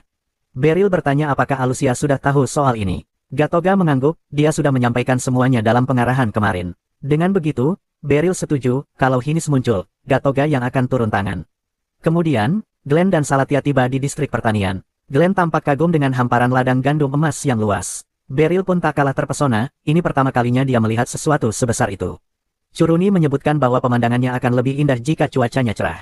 Sayangnya, hari ini mendung. Beryl tersenyum dan berkata bahwa suatu hari nanti, dia ingin kembali ke sini saat cuaca lebih bersahabat. Beberapa menit kemudian, konvoi berhenti. Gatoga melangkah ke depan dan membuka pintu kereta. Saat Glenn bersiap turun, Gatoga bertanya pelan, apakah dia yakin tempat ini aman untuk berhenti. Glenn menjawab dengan tenang, keselamatan Salacia lebih penting dari segalanya. Jadi meski berbahaya, dia tetap teguh pada rencana awal. Baik dia maupun Salacia bersikeras untuk tetap menjalankan jadwal. Mereka akan memeriksa ladang gandum di tempat itu dan menolak mundur, meskipun kemarin mereka nyaris kehilangan nyawa. Kali ini, bahkan nyaris tak ada saksi yang bisa melihat apa yang terjadi jika sesuatu salah. Setelah selesai memeriksa ladang, Salacia menyarankan agar mereka kembali. Glenn setuju, tapi saat itu juga, sebuah anak panah melesat nyaris mengenai kepala Glenn. Para penyerang kembali, kini mereka membawa pemanah yang tersembunyi di antara tanaman. Para ksatria segera membentuk barisan pelindung di sekitar Glenn dan Salacia. Tapi serangan tak berhenti di sana. Petarung jarak dekat juga ikut menyerbu. Beryl langsung bergerak. Ia melompat ke tengah pertempuran dan menebas satu persatu musuh yang datang. Ksatria lain ikut menyusul, tapi jumlah lawan terlalu banyak. Ini jelas bukan pertempuran biasa. Beryl terus bertarung, menebas tanpa henti. Tapi tiba-tiba, dari balik rumput tinggi, seseorang melompat ke arahnya dan dua anak panah menancap di dadanya.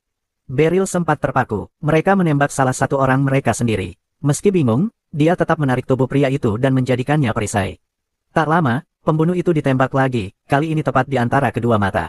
Dua anak panah tambahan kembali meluncur, tanpa peduli siapa yang ada di jalur tembak. Saat itulah Beryl sadar, para pemanah musuh benar-benar kacau. Mereka menembak tanpa peduli siapa yang kena, bahkan bisa membunuh rekan sendiri. Ini berbahaya bagi semua pihak. Bahkan untuk Beryl, menghindari panah sambil menahan serangan jarak dekat makin lama makin berat. Barisan pertahanan mulai goyah. Salah satu musuh berhasil menyelinap dan berlari ke arah Glenn. Untungnya, Handblitz muncul tepat waktu dan menjatuhkan penyerang itu sebelum serangan sempat mengenai pangeran. Tapi jelas, mereka mulai kewalahan. Beryl segera memanggil Alucia dan memerintahkannya untuk membawa Glenn dan Salacia kembali ke kereta. Dengan begitu, mereka punya peluang lebih besar untuk melindungi keduanya. Sementara itu, Beryl tetap bertahan di garis depan, menebas musuh sebanyak mungkin. Beberapa saat kemudian, setelah berhasil melewati gelombang serangan, Beryl berjalan sendirian di hutan. Di sanalah dia bertemu Ross. Ross menyapanya dengan kagum. Katanya, Beryl benar-benar kuat. Beryl hanya mengangguk, mengucapkan terima kasih, lalu berkata bahwa semua itu dicapai lewat perjuangan panjang. Tapi ini bukan waktu untuk basa-basi. Sekarang saatnya bicara, dengan serius. Keduanya pun menarik pedang masing-masing. Waktunya untuk pembicaraan yang sesungguhnya. Beryl lalu bertanya, apakah Ross harus mengalahkan rekan-rekannya sendiri untuk bisa sejauh ini? Tapi Ross menjawab tidak, dia hanya menjatuhkan mereka tanpa membunuh, cukup untuk menyelesaikan misinya. Namun dia mengakui, trik itu tak akan bisa digunakan pada Beryl. Ross kemudian bertanya, sudah berapa lama Beryl mencurigainya? Beryl menjawab bahwa kecurigaannya mulai sejak insiden di teater. Dengan kemampuan sekuat itu, Ross harusnya bisa melumpuhkan si pembunuh tanpa membunuh. Tapi caranya membunuh, terkesan ingin membungkam selamanya, membuat Beryl mulai curiga. Ditambah lagi, ada banyak pembunuh yang menyelinap lewat area yang seharusnya dijaga oleh Ross. Disitulah semuanya mulai masuk akal, Ross membiarkan mereka lewat. Beryl pun bertanya, apakah benar tahta Glenn layak dibayar dengan semua kekacauan ini? Tapi Ross hanya menjawab bahwa dia punya banyak alasan. Lalu dia balik bertanya, apa yang akan Beryl lakukan jika melihat tanah airnya hancur sedikit demi sedikit, sementara anak-anak mati kelaparan dan kedinginan akibat perang politik yang tak ada ujungnya. Beryl tak bisa menjawab, dia bukan ahli politik, tapi satu hal yang dia tahu, sebagai gurunya, dia tidak bisa membiarkan Ross terjatuh sejauh ini. Ross lalu bertanya, apa salahnya membantu orang dengan cara ini? Tapi Beryl yakin, anak-anak yang ingin dilindungi Ross tak akan pernah ingin diselamatkan lewat cara berdarah seperti ini. Ross menyadari bahwa Beryl tak akan pernah memihaknya. Ia pun mengangkat pedangnya, bersiap bertarung. Tapi Beryl belum menyerah. Dia bilang, mereka akan menyelesaikan percakapan ini dengan benar, setelah dia menghentikan Ross. Sementara itu, di dekat kereta, yang lain masih berjuang keras melindungi Glenn dan Salacia. Situasi memburuk ketika salah satu pembunuh tiba-tiba mengaktifkan sihir penguat kekuatan dan menekan Handblitz. Alusia langsung memerintahkan semua orang untuk tetap fokus dan bertahan. Tapi Curuni mulai khawatir tentang Beryl. Ia ingin mencarinya, tapi situasi begitu genting hingga tak ada pilihan selain percaya bahwa Beryl bisa menjaga dirinya sendiri. Yang tidak mereka tahu, jauh di dalam hutan, Beryl dan Ross sudah mulai bertarung. Tapi Beryl hanya bertahan. Dia tidak menyerang, karena dia masih tidak mau menyakiti Ross. Ross mengejek, bertanya bagaimana dia bisa menghentikannya kalau bahkan melawan pun tidak. Beryl mengakui, itu memang sulit. Tapi saat melihat Ross terus mengatur posisi di atas lumpur, dia tahu sesuatu akan terjadi. Ross sedang bersiap untuk serangan kuat. Saat Ross mengayun, Beryl menunduk cepat. Dalam sekejap, Ross terekspos sepenuhnya. Beryl bisa saja mengakhiri pertarungan saat itu juga, dan Ross tahu itu. Saat itulah dia sadar, dia tak punya peluang untuk menang dalam pertarungan langsung. Namun, meski tahu, dia tetap maju. Karena jika dia gagal malam ini, anak-anak panti asuhan akan mati. Pernyataan itu mengejutkan Beryl. Ross menjelaskan bahwa Paus telah menyandera semua anak di panti. Itu cara mereka memaksa Ross menjalankan misi pembunuhan ini. Beryl terdiam, kaget, tapi Ross hanya bicara seolah itu hal biasa. Katanya, mengungkapkan kebenaran tak mengubah kenyataan. Glenn tetap harus mati, apapun yang terjadi. Namun, mendengar tentang sandera itu membuat sikap Beryl berubah. Untuk pertama kalinya, Ross melihat Beryl marah. Beryl mengatakan bahwa kemarahannya bukan ditujukan pada Ross. Ross tidak percaya, dia yakin Beryl punya banyak alasan untuk membencinya, karena telah menerima semua ini.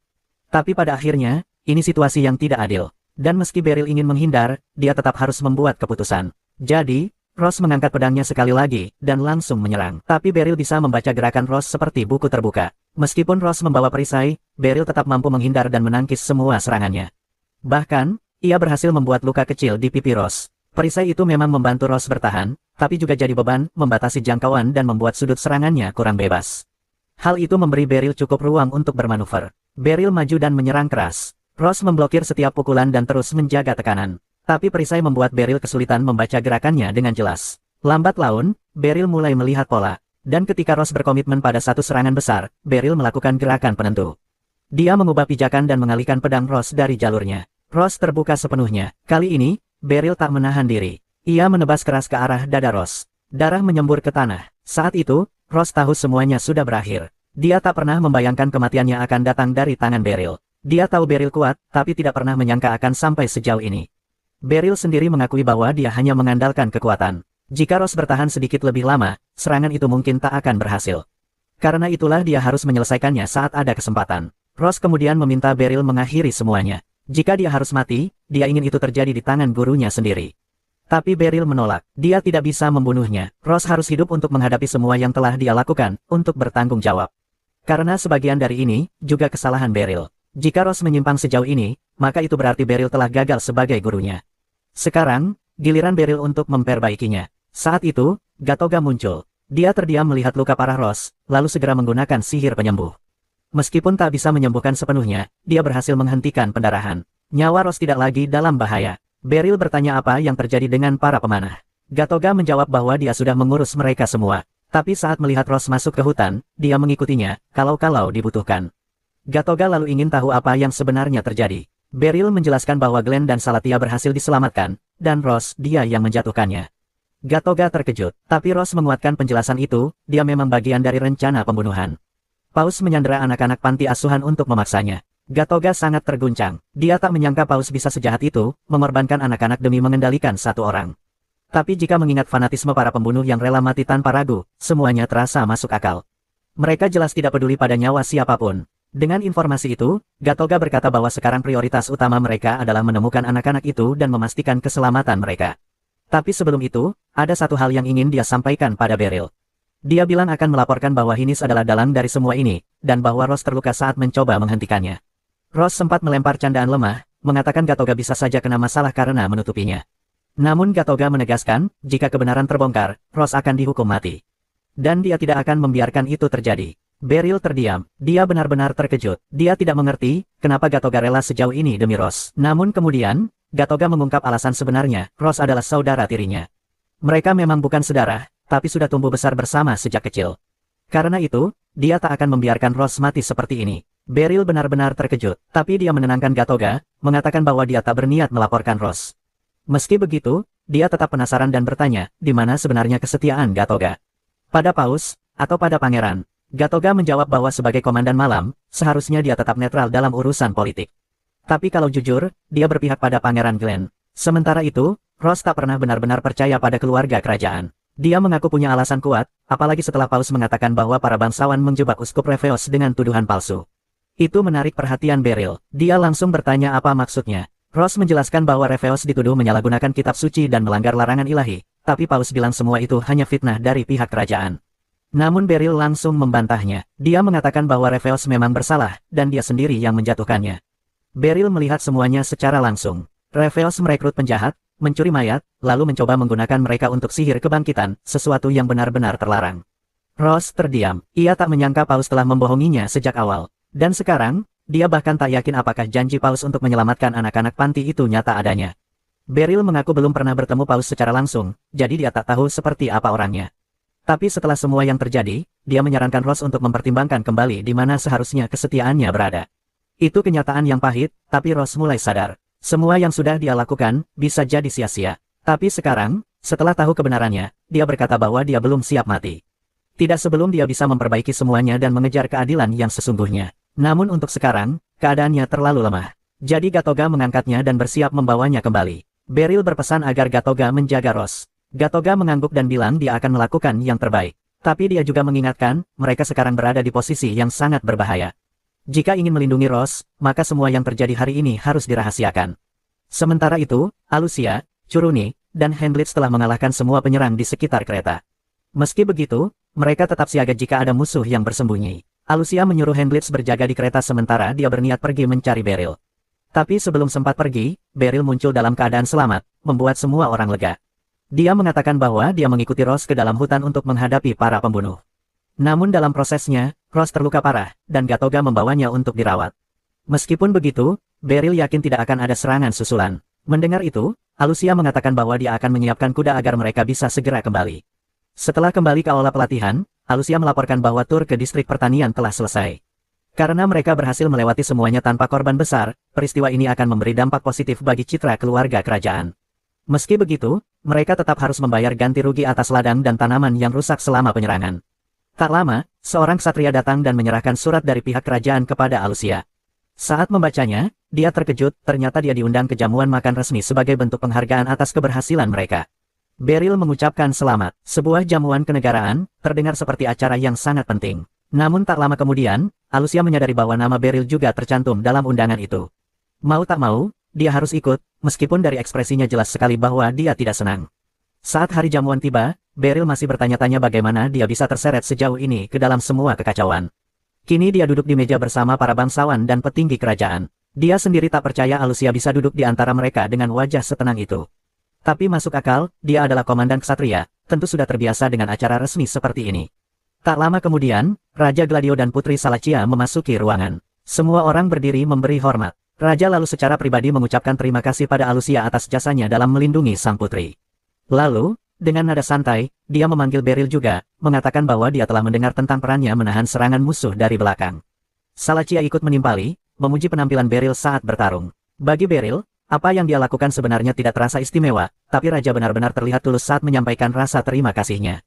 Kemudian, suasana jadi lebih serius. Raja mengumumkan bahwa meski belum resmi, dia berniat menikahkan Salacia dengan Pangeran Glenn dalam waktu dekat. Persiapan akan segera dimulai. Namun, ia mengaku merasa berat hati mengirim putrinya ke kerajaan lain, apalagi dengan kondisi politik yang masih goyah. Karena itu, dia sedang mempertimbangkan untuk membentuk satuan pengawal kerajaan khusus demi melindungi Salacia, dan ia memikirkan Beryl sebagai calon pemimpinnya. Beryl tentu saja sangat tidak ingin terlibat lebih jauh. Tapi menolak permintaan Raja secara langsung jelas bukan pilihan yang bijak. Situasinya benar-benar canggung. Untung saja, Alucia cepat tanggap. Dia langsung menyela, mengatakan bahwa Beryl terlalu berharga bagi Ordo Ksatria untuk dipindahkan begitu saja. Dengan sikap tegas, dia meyakinkan Raja bahwa mereka masih sangat membutuhkan Beryl. Karena itu, Raja pun mundur dari ide tersebut. Tapi sebelum menutup pembicaraan, dia menyampaikan satu hal lagi. Ia mengatakan bahwa dia mendengar Beryl adalah seorang pendekar pedang, dan berharap dia bisa terus melindungi bangsa dengan kemampuan itu. Beryl terkejut saat mendengar gelar itu keluar dari mulut Raja. Dia menduga mungkin Alucia pernah menyebutkannya sebelumnya. Tapi sekarang, setelah Raja sendiri yang mengatakannya di depan umum, Beryl tak punya pilihan selain menerimanya. Walau begitu, di dalam hati, Beryl merasa gelar itu masih terlalu besar. Dia bahkan belum pernah bisa mengalahkan satu-satunya orang yang pernah menundukkannya dalam duel sejati. Setelah jamuan selesai, Beryl pulang dan menunjukkan pada Maui hadiah yang ia terima dari istana, sebuah piring kaca elegan.